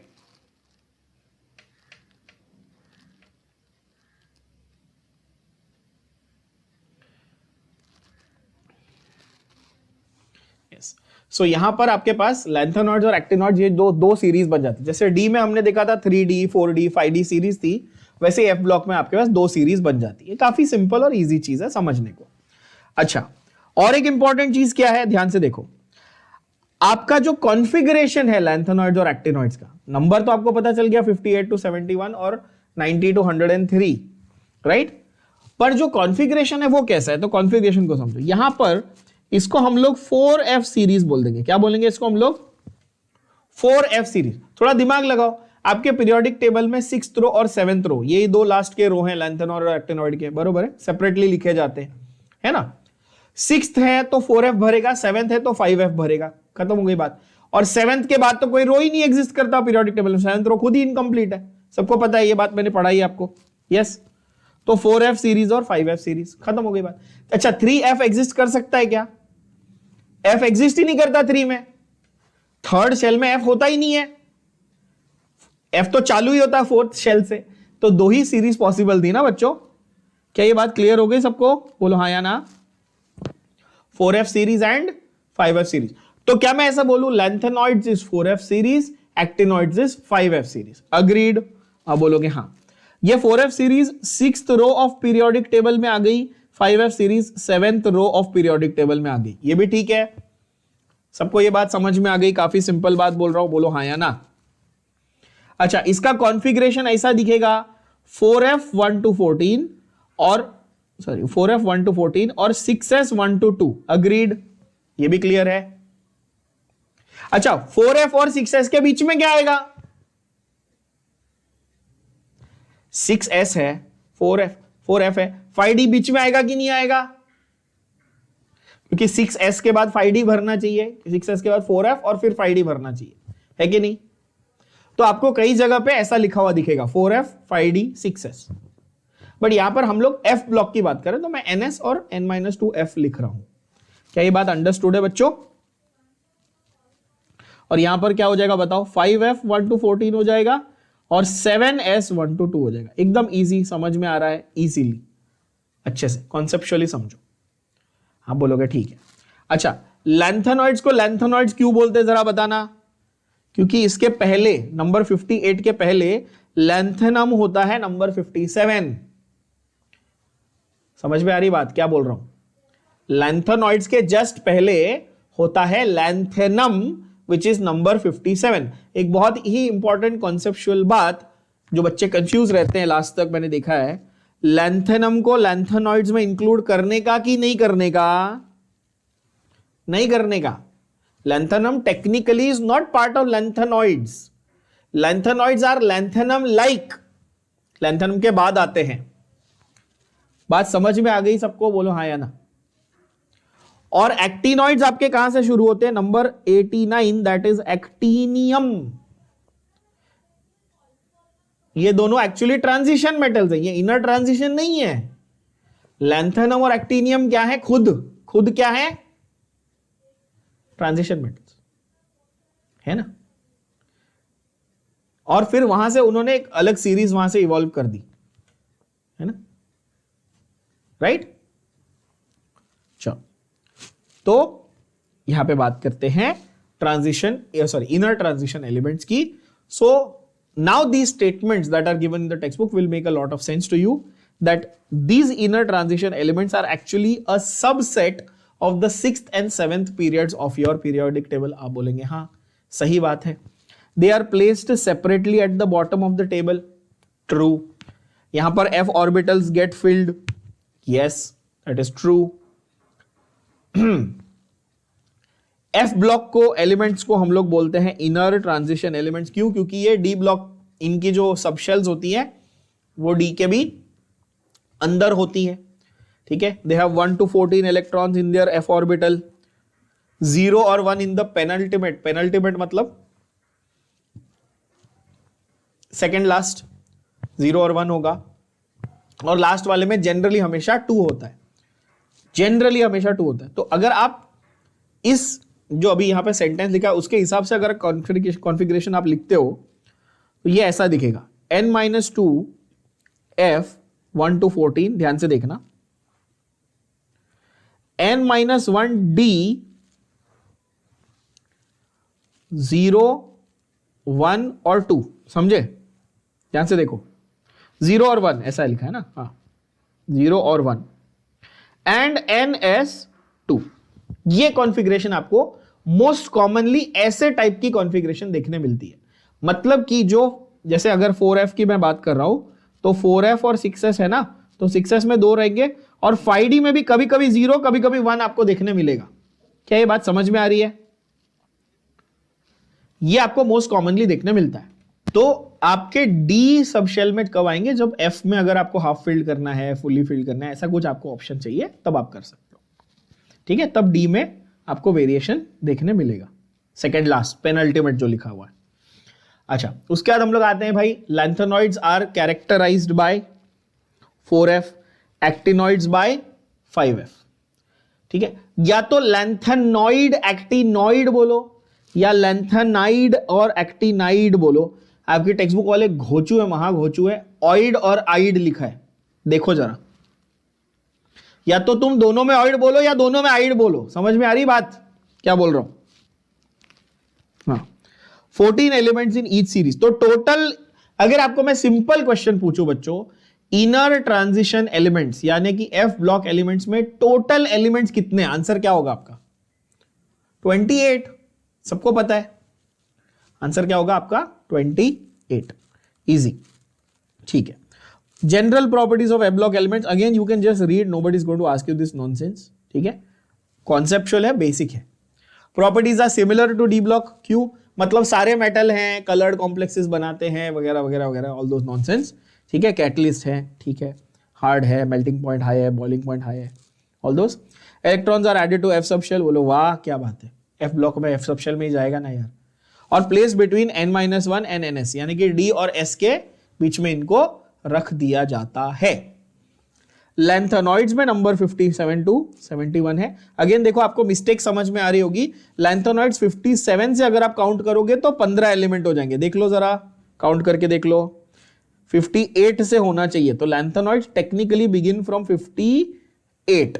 Why have they written 57? क्योंकि बहुत जगह पे लैंथेनम की प्रॉपर्टीज जो है ना वो ट्रांजिशन में, लेकिन प्रॉपर्टीज काफी यहां तक, यहां वाली है इनर, तो उसको भी खींच लेते हैं इधर, हाँ, but it does not fit into the definition bye the वे, ठीक है ना। चलो, ये नेक्स्ट लाइन जो है ये एमसीक्यू पॉइंट हो जाता है। Historically lanthanoids are termed as the rare earth elements. क्या बोलते हैं इनको?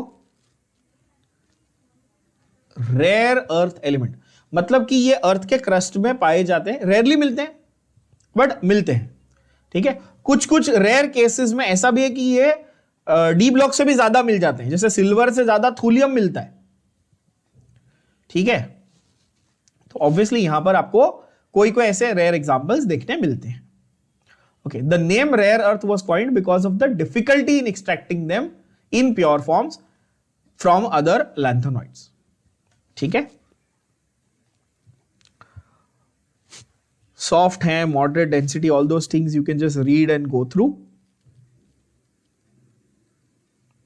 Very reactive.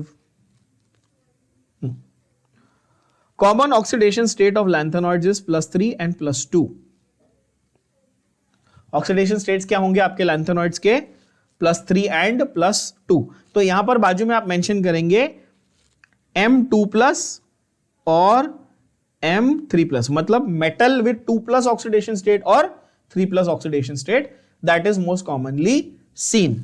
So that is why इनके ऑक्साइड्स कैसे होंगे? M2O3 टाइप के ऑक्साइड्स होंगे, M2O3 टाइप के ऑक्साइड्स होंगे। Now next line again is an important MCQ point, ध्यान से सुनना। Europium and ytterbium, europium and ytterbium are the most stable dipositive. अगर आप ध्यान से देखो जरा, मुझे बताओ बच्चों, अगर मैं कह रहा हूं M2O3 ये कॉमन ऑक्साइड है, तो यहां पर मेटल कैसा है? 3+ है कि 2+ है? 3+ है, 3+ है। तो मुझे ये बताओ लैंथेनॉइड का ज्यादा कॉमन ऑक्सीडेशन स्टेट कौन सा है, 3+ या 2+? तो आप बोलोगे सर 3+ है। 2+ वाले मिलते हैं बट बहुत कम, तो उसका उन्होंने स्पेसिफिक एग्जांपल दिया है कि यूरोपियम और यटर्बियम, EU और YB, ये दोनों को छोड़ के बाकी सारे 3+ प्रेफर करते हैं। क्या ये बात समझ में आई? ठीक है, तो ये दो जो है सीधे सीधे आप डायरेक्ट फैक्चुअली मार्क करके रखो, ये आपके एंट्रेंस के हिसाब से काम आएंगे आपको। EU और YB ये दोनों डाई पॉजिटिव होते हैं, डिपॉजिटिव नहीं पढ़ना, डाई पॉजिटिव पढ़ना, ठीक है। I know there are idiots who are reading this as dipositive, कहीं डिपॉजिट नहीं हो रहे हैं वो। EU एंड YB +2 स्टेट में मिलते हैं, हायर ऑक्सीडेशन स्टेट्स भी पॉसिबल है, ऑल दैट इज नॉनसेंस, ठीक है। नेक्स्ट पूरा ये जो पार्ट एज इट इज दिया हुआ है, this you can just read through, ठीक है, nothing relevant here, all things I have already discussed with you in periodic table chapter और अदर चैप्टर्स ऑल्सो, कि कहां पर क्या स्क्रीनिंग इफेक्ट है, आयोनिक साइज कैसा है, एटॉमिक साइज कैसा है, वगैरह वगैरह, ठीक है। You can just read through this, it's quite a bit of rubbish, okay, very theoretical and very irrelevant, okay. Important part है प्रॉपर्टीज, और प्रॉपर्टीज में भी सबसे इंपॉर्टेंट है ये वाला lanthanoid contraction. This is guaranteed question in any exam that you give. आप कोई भी लेवल का थियरी हो, एंट्रेंस हो, कोई भी लेवल का एग्जाम हो, नेशनल हो, स्टेट हो, आपको लैंथेनॉइड कॉन्ट्रैक्शन पे क्वेश्चन आना पक्की बात है, आएगा फॉर श्योर, ठीक है। चलो हम एक एक करके प्रॉपर्टीज डिस्कस करेंगे। प्रॉपर्टीज ऑफ लैंथेनॉइड्स, ये आपके बोर्ड्स में SAQ भी आ सकता है. Right the general properties of lanthanoid. Again if they ask you for 2 marks, you have to write 4 properties.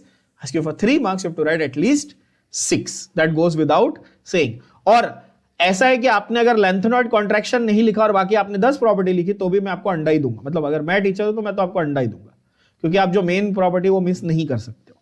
क्या ये बात समझ में आ रही है? यस. तो इंपॉर्टेंट है, उसको ध्यान में रख लेना. चलो आगे बात करते हैं.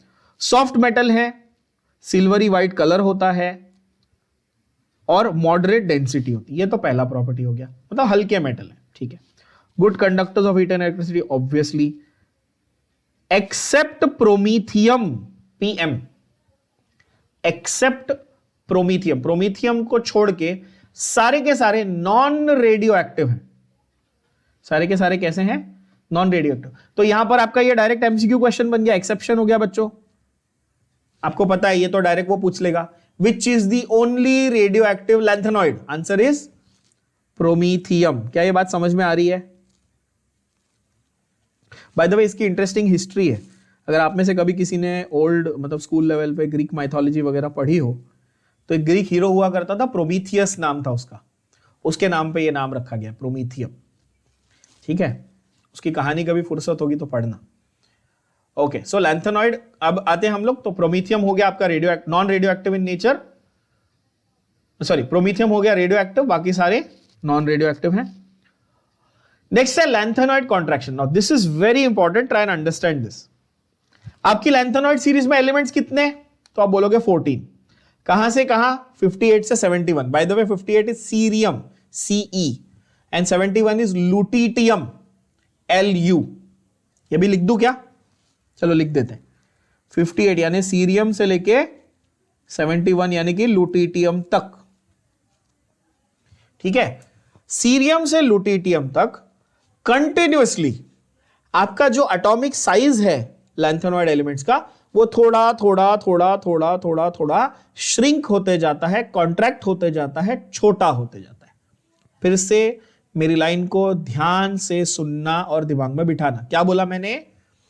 Right from cerium to lutetium means from 58 to 71 all 14 elements of lanthanolids show a gradual decrease in atomic and ionic radius. This is called lanthanoid contraction. Did everybody get this? Tell me yes or no. फिर से सुनना, शुरू से लेके and तक, मतलब कि पूरे 14 एलिमेंट्स में थोड़ा थोड़ा थोड़ा थोड़ा श्रिंकेज होता है साइज का. इसको बोलते हैं लैंथेनॉइड कॉन्ट्रैक्शन. अब आपका सवाल यह होगा कि ऐसा क्यों हो रहा है? लैंथेनॉइड कॉन्ट्रैक्शन होता है, मान लिया, क्यों हो रहा है हम आगे उसके ऊपर डिटेल में बात करने वाले हैं. फिलहाल ये याद रखो कि लैंथेनॉइड कॉन्ट्रैक्शन होता है. Binding of water is common, वो तो ठीक है, कोई ये नहीं है. Then coordination number are usually greater than 6, 8, 9 up to 12 are found.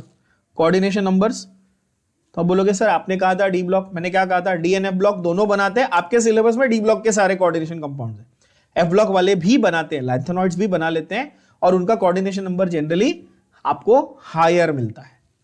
ठीक है. Lanthanoids are strongly paramagnetic and gadolinium एक बहुत ही इंपॉर्टेंट एग्जांपल है. GD क्या है? Gadolinium, GD. ठीक है. Gadolinium becomes ferromagnetic below 16 degree Celsius, which is called its Curie point. ये वो टेम्परेचर है जिसके नीचे जाने पर एक सब्सटेंस की मैग्नेटिक प्रॉपर्टी जो है वो चेंज हो जाती है. ठीक है, मेटल की. तो gadolinium becomes ferromagnetic when it goes below 16 degree Celsius. तो 16 degree Celsius is the Curie point of gadolinium, right? अब बोलोगे सर ये पैरामैग्नेटिक का फंडा क्या है, क्यों है पैरामैग्नेटिक? जरा समझो, सिंपल भाषा में समझाता हूं. आप गैडोलिनियम पे फोकस करो. एग्जांपल ले लो गैडोलिनियम का. और गैडोलिनियम का आपका ये क्या है, कहां बोलते हैं अपना एटॉमिक नंबर, देखो ये मिलेगा आपको आपकी टेक्स्ट बुक में पेज नंबर 183 पे. सबको मिला? एटॉमिक नंबर क्या है? देखो 64. मिला सबको बच्चों? यस. अब आप नोट करो उसका एटॉमिक जो इलेक्ट्रॉनिक कॉन्फ़िगरेशन है वो 64 है. तो मैं आपके लिए इसको सिंप्लीफाई कर देता हूं. चलो देखो, GD 64. मुझे पता है कि जेनॉन 54 है, बचे मेरे पास 10 इलेक्ट्रॉन। जेनॉन 54 था, बचे कितने मेरे पास? 10 इलेक्ट्रॉन बचे। 6s में मैं 2 डाल देता हूं और 4f में मैं 8 डाल देता हूं। समझ में आया कितना इजी है? बोलो हाँ या ना। उसके प्रीवियस नोबल गैस जेनॉन थी, 54 थी, ठीक है। 10 बचे 64 में से, 2 मैंने एस को दिए, 1 इसको दिए। अब प्रॉब्लम यह कि यहां पे 8 हो गए। क्या मेरे पास ऐसा ऑप्शन है कि मैं 4f में 7 रखूं, 5d को 1 दे दूं और 6s में 2 कर दूं? तो यहां पे मेरे पास ये हाफ फिल्ड हो जाएगा और स्टेबिलिटी हो जाएगी एकदम मस्त। बोलो हाँ या ना। तो क्या ये भी प्रूव हुआ? आप बोलोगे अरे सर वाह, ये तो ये प्रूव हो गया कि अच्छा ऐसा वाला देखने मिलता है। देखो प्रूव हुआ ना, राइट। तो गैडोलिनियम में ये देखने मिला। आप बोलोगे ठीक है। अब इसमें मजेदार बात यह है कि 4f का कॉन्फ़िगरेशन तो ऐसा हो गया ना, 1 2 3 4 5 6 7 इलेक्ट्रॉन हो गए उसके पास अनपेयर्ड, और 5d के पास भी 1 हो गया। मतलब टोटल उसके पास कितने हो गए? 8 अनपेयर्ड इलेक्ट्रॉन। और जितने ज्यादा अनपेयर्ड इलेक्ट्रॉन उतना अच्छा मैग्नेटिक नेचर। क्या ये बात मैंने आपको समझाई है? क्या ये बात सिखाई ऑलरेडी कोऑर्डिनेशन केमिस्ट्री में? फॉर्मूला भी दिया था, root of n into n plus 2 magnetic moment है बोर मैग्नेटॉन में, याद होगा। तो यहां पे मैंने हेंस प्रूव कर दिया कि ये अच्छा, या ये पहले से पैरामैग्नेटिक तो था ही, और अगर मैं इसको मतलब एक पर्टिकुलर टेम्परेचर पे लेके आऊं जहां पे ये अनपेयर होके इस तरह से अपना सारे अनपेयर्ड दिखाएगा, तो ये मस्त फेरोमैग्नेटिक सब्सटेंस बन जाएगा। एकदम क्लियर? बोलो हाँ या ना। बहुत अच्छी बात, बहुत बढ़िया, बहुत बढ़िया, राइट। चलो, सो आपका फेरोमैग्नेटिक ये बच जाता है। आई होप ये क्लियर हो गया। वैसे और भी हैं, लैंथोनाइट्स हैं, टर्बियम है, डिस्प्रोसियम है, होल्मियम है, थूलियम है, टर्बियम है। All these also become ferromagnetic. So they show very similar behavior. They have given you the example of gadolinium. Magnetic and optical properties are largely independent of the environment. इनकी magnetic properties और optical properties काफी हद तक stable रहती है, इसलिए इसको हम लोग इंडस्ट्रियल लेवल पे काफी यूज कर सकते हैं। ठीक है।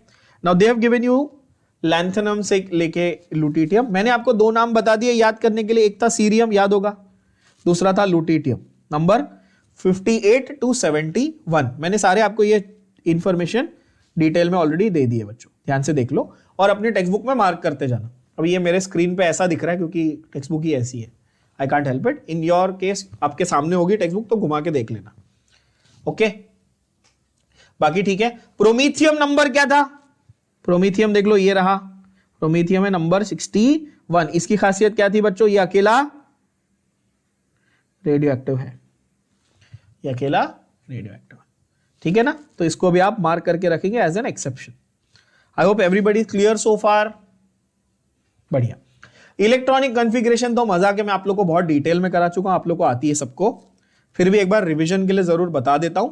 इलेक्ट्रॉनिक कॉन्फ़िगरेशन कैसे लिखनी है लैंथेनॉइड्स की, you know very well. You have to write it as, suppose जैसे आप कोई भी लैंथेनॉइड उठा लो, चलो जैसे नंबर 63 उठा लो, चलो या 63 छोड़ दो, 71 ही उठा लो, चलो 71। इसकी नियरेस्ट नोबल गैस क्या है? जेनॉन। तो जेनॉन ने 54 ले लिया, बचे कितने बताओ? 54 से 64, 10 और 7, 17 इलेक्ट्रॉन बचे। तो मैं क्या करूंगा? 6s2 दे दूंगा, है कि नहीं? 4f में कितने दे दूंगा? 14। कितने बचे अभी? 1 इलेक्ट्रॉन बचा, वो किस में जाएगा? 5d1 में। सिंपल है, बोलो हाँ या ना। आपको इलेक्ट्रॉनिक कॉन्फ़िगरेशन लिखने के लिए एकदम आसान है, यस और नो बच्चा लोग। तो अब देखो ये रहा 4f14 5d1, दिखा सबको? मैंने यही तो बताया आपको। करना क्या है आपको? सिर्फ जेनॉन के आगे जितने भी इलेक्ट्रॉन है उतने काउंट करके लिख देने, एकदम आसान है।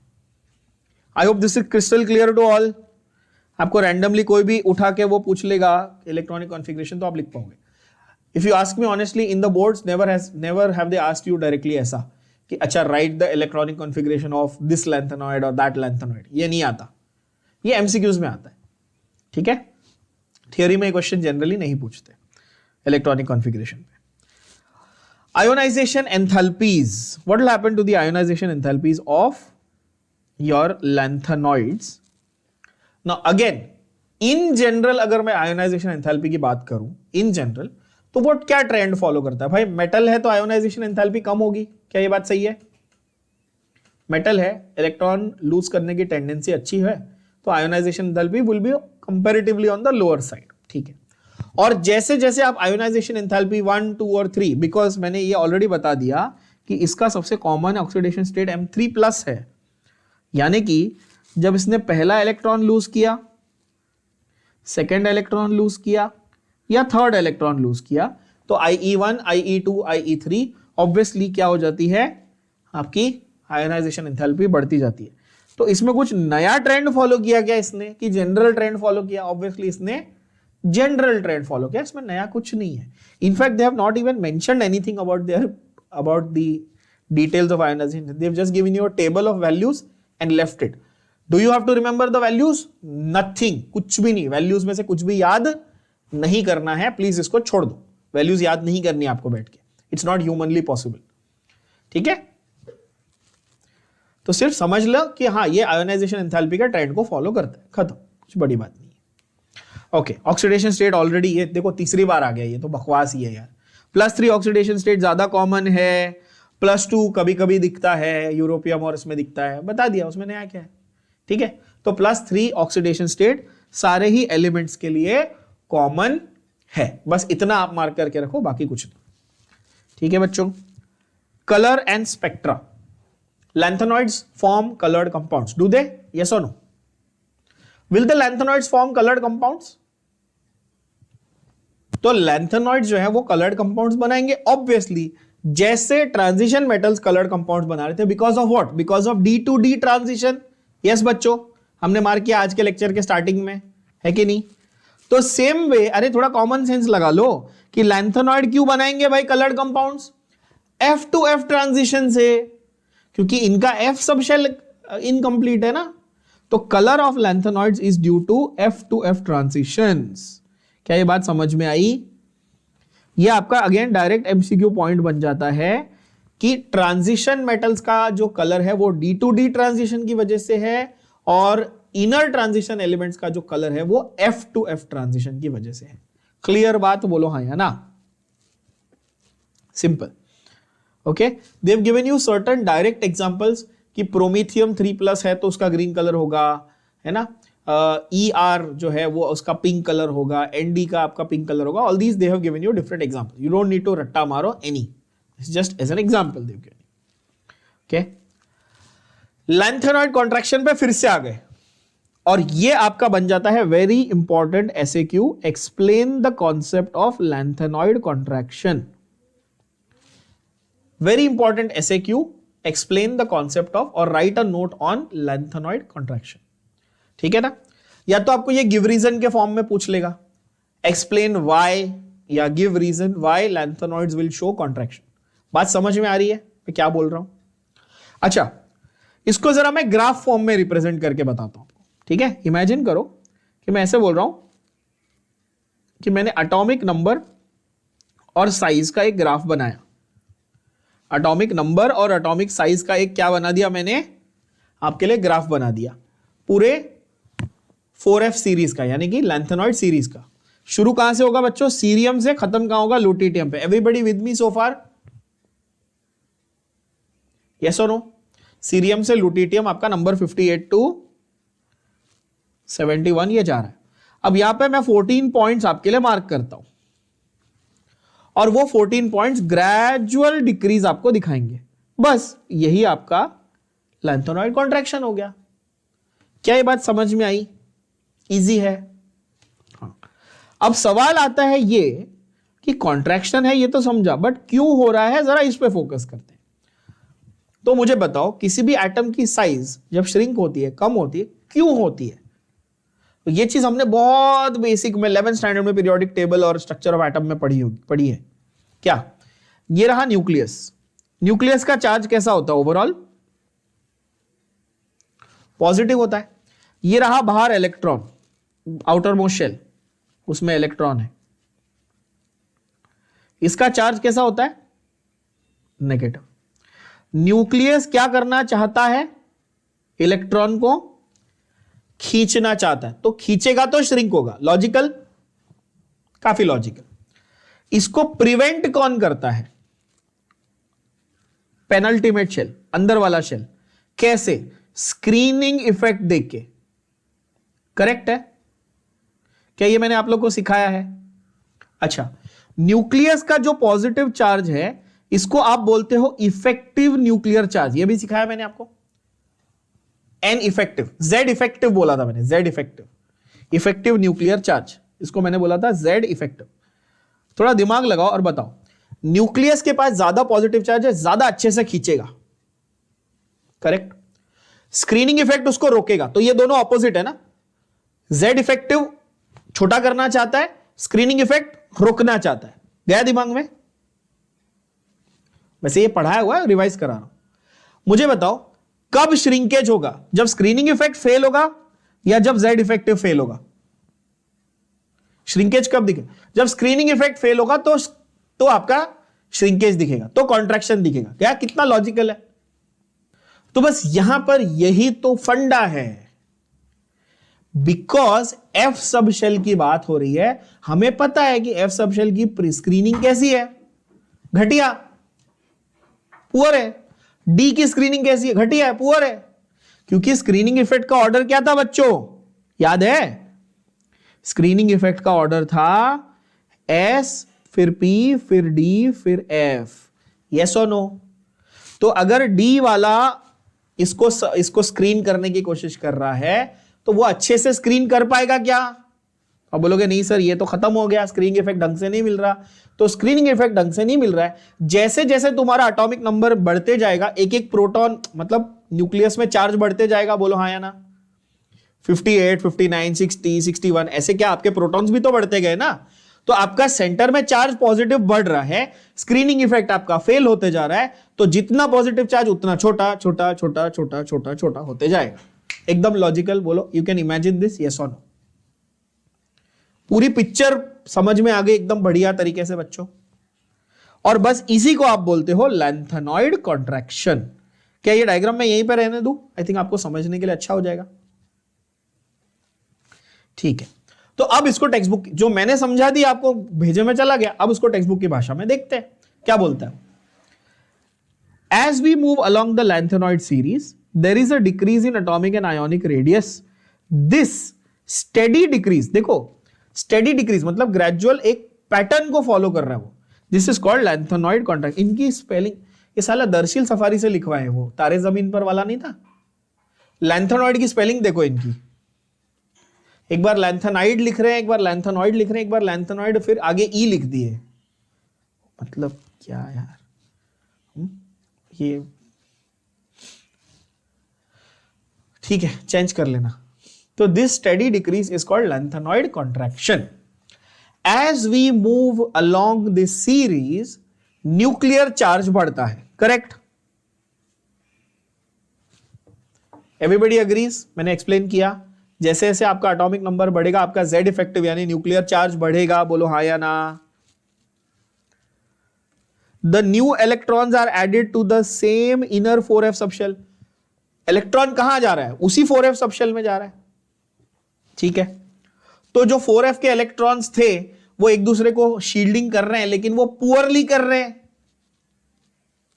4f electron shield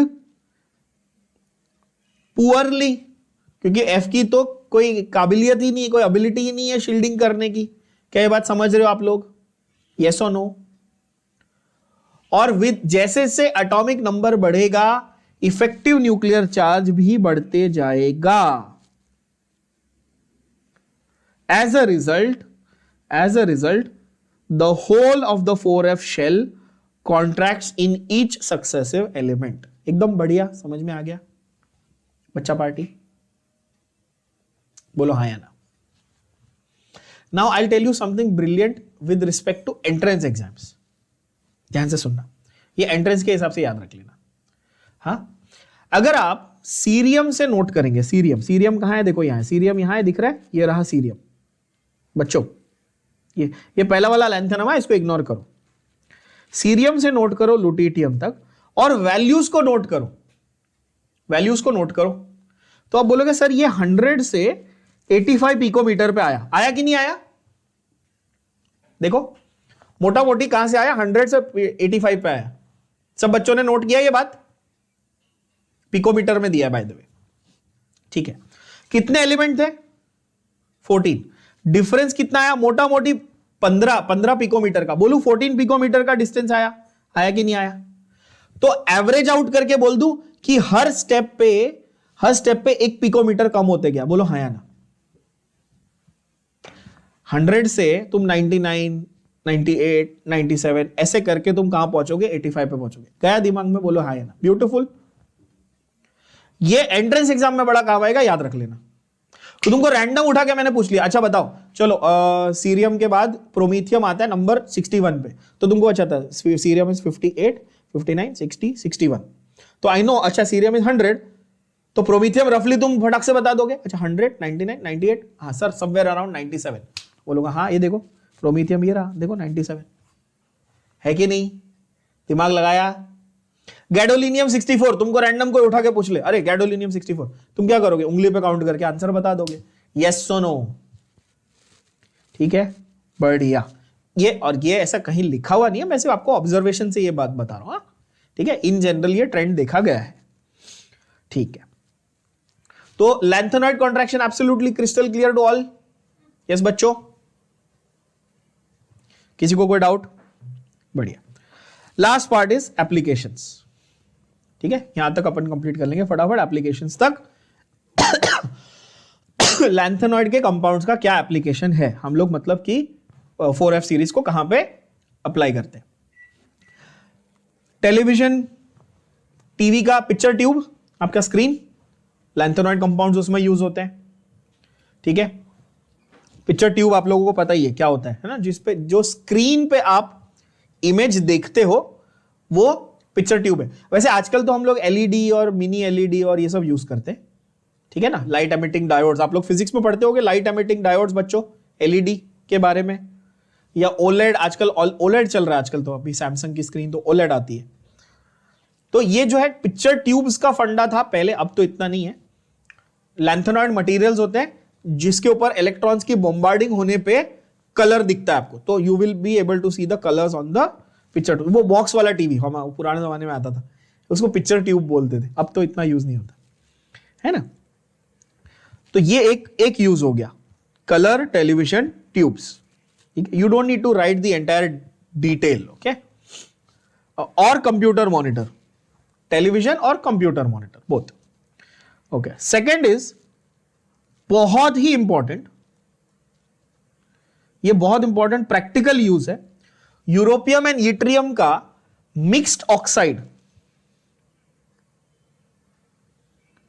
europium and yttrium का mixed oxide gives you intense red colour when bombarded with high energy.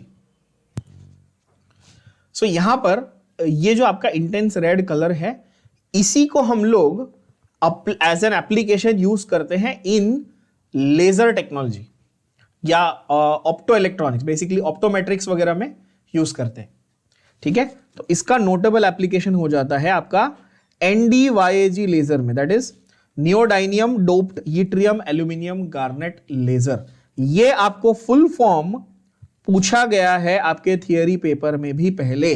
What is the full form या what does the term NDYAG stand for? क्या है NDYAG का मतलब? Neodymium doped yttrium aluminium garnet laser. क्या ये बात समझ में आई? ये एक्चुअली इसका बायोलॉजिकल एप्लीकेशन बहुत है। ये मतलब हम लोग इसको यूज करते हैं कई बार, सर्जरीज वगैरह के लिए आजकल यूज किया जाता है। आप लोगों ने सुना भी होगा ना, आंख की लेजर सर्जरी हो गई, आजकल तो हम लोग टूथ स्ट्रक्चर, बोन के भी लेजर सर्जरी बहुत सारी करते हैं। ठीक है, तो लेजर्स का काफी सारा बायोलॉजिकल एप्लीकेशन भी है। सेम वैसे ही अर्बियम डोप्ड लेजर्स भी होते हैं ऑप्टिकल सिस्टम्स में। Okay, erbium doped amplifiers are used in optical fibre, in lasers also as well as in communication system. Optical fibre तो आपको पता ही है, आपके जो इंटरनेट फाइबर्स कम्युनिकेशन सिस्टम के फाइबर्स होते हैं वैसे। ठीक है, fibre based communication systems. and also nowadays they are used in hybrid cars, superconductors and permanent magnets. So that is entirely everything about your lanthanoids, their contraction and their applications. यहाँ पे complete इसको कर लेते हैं.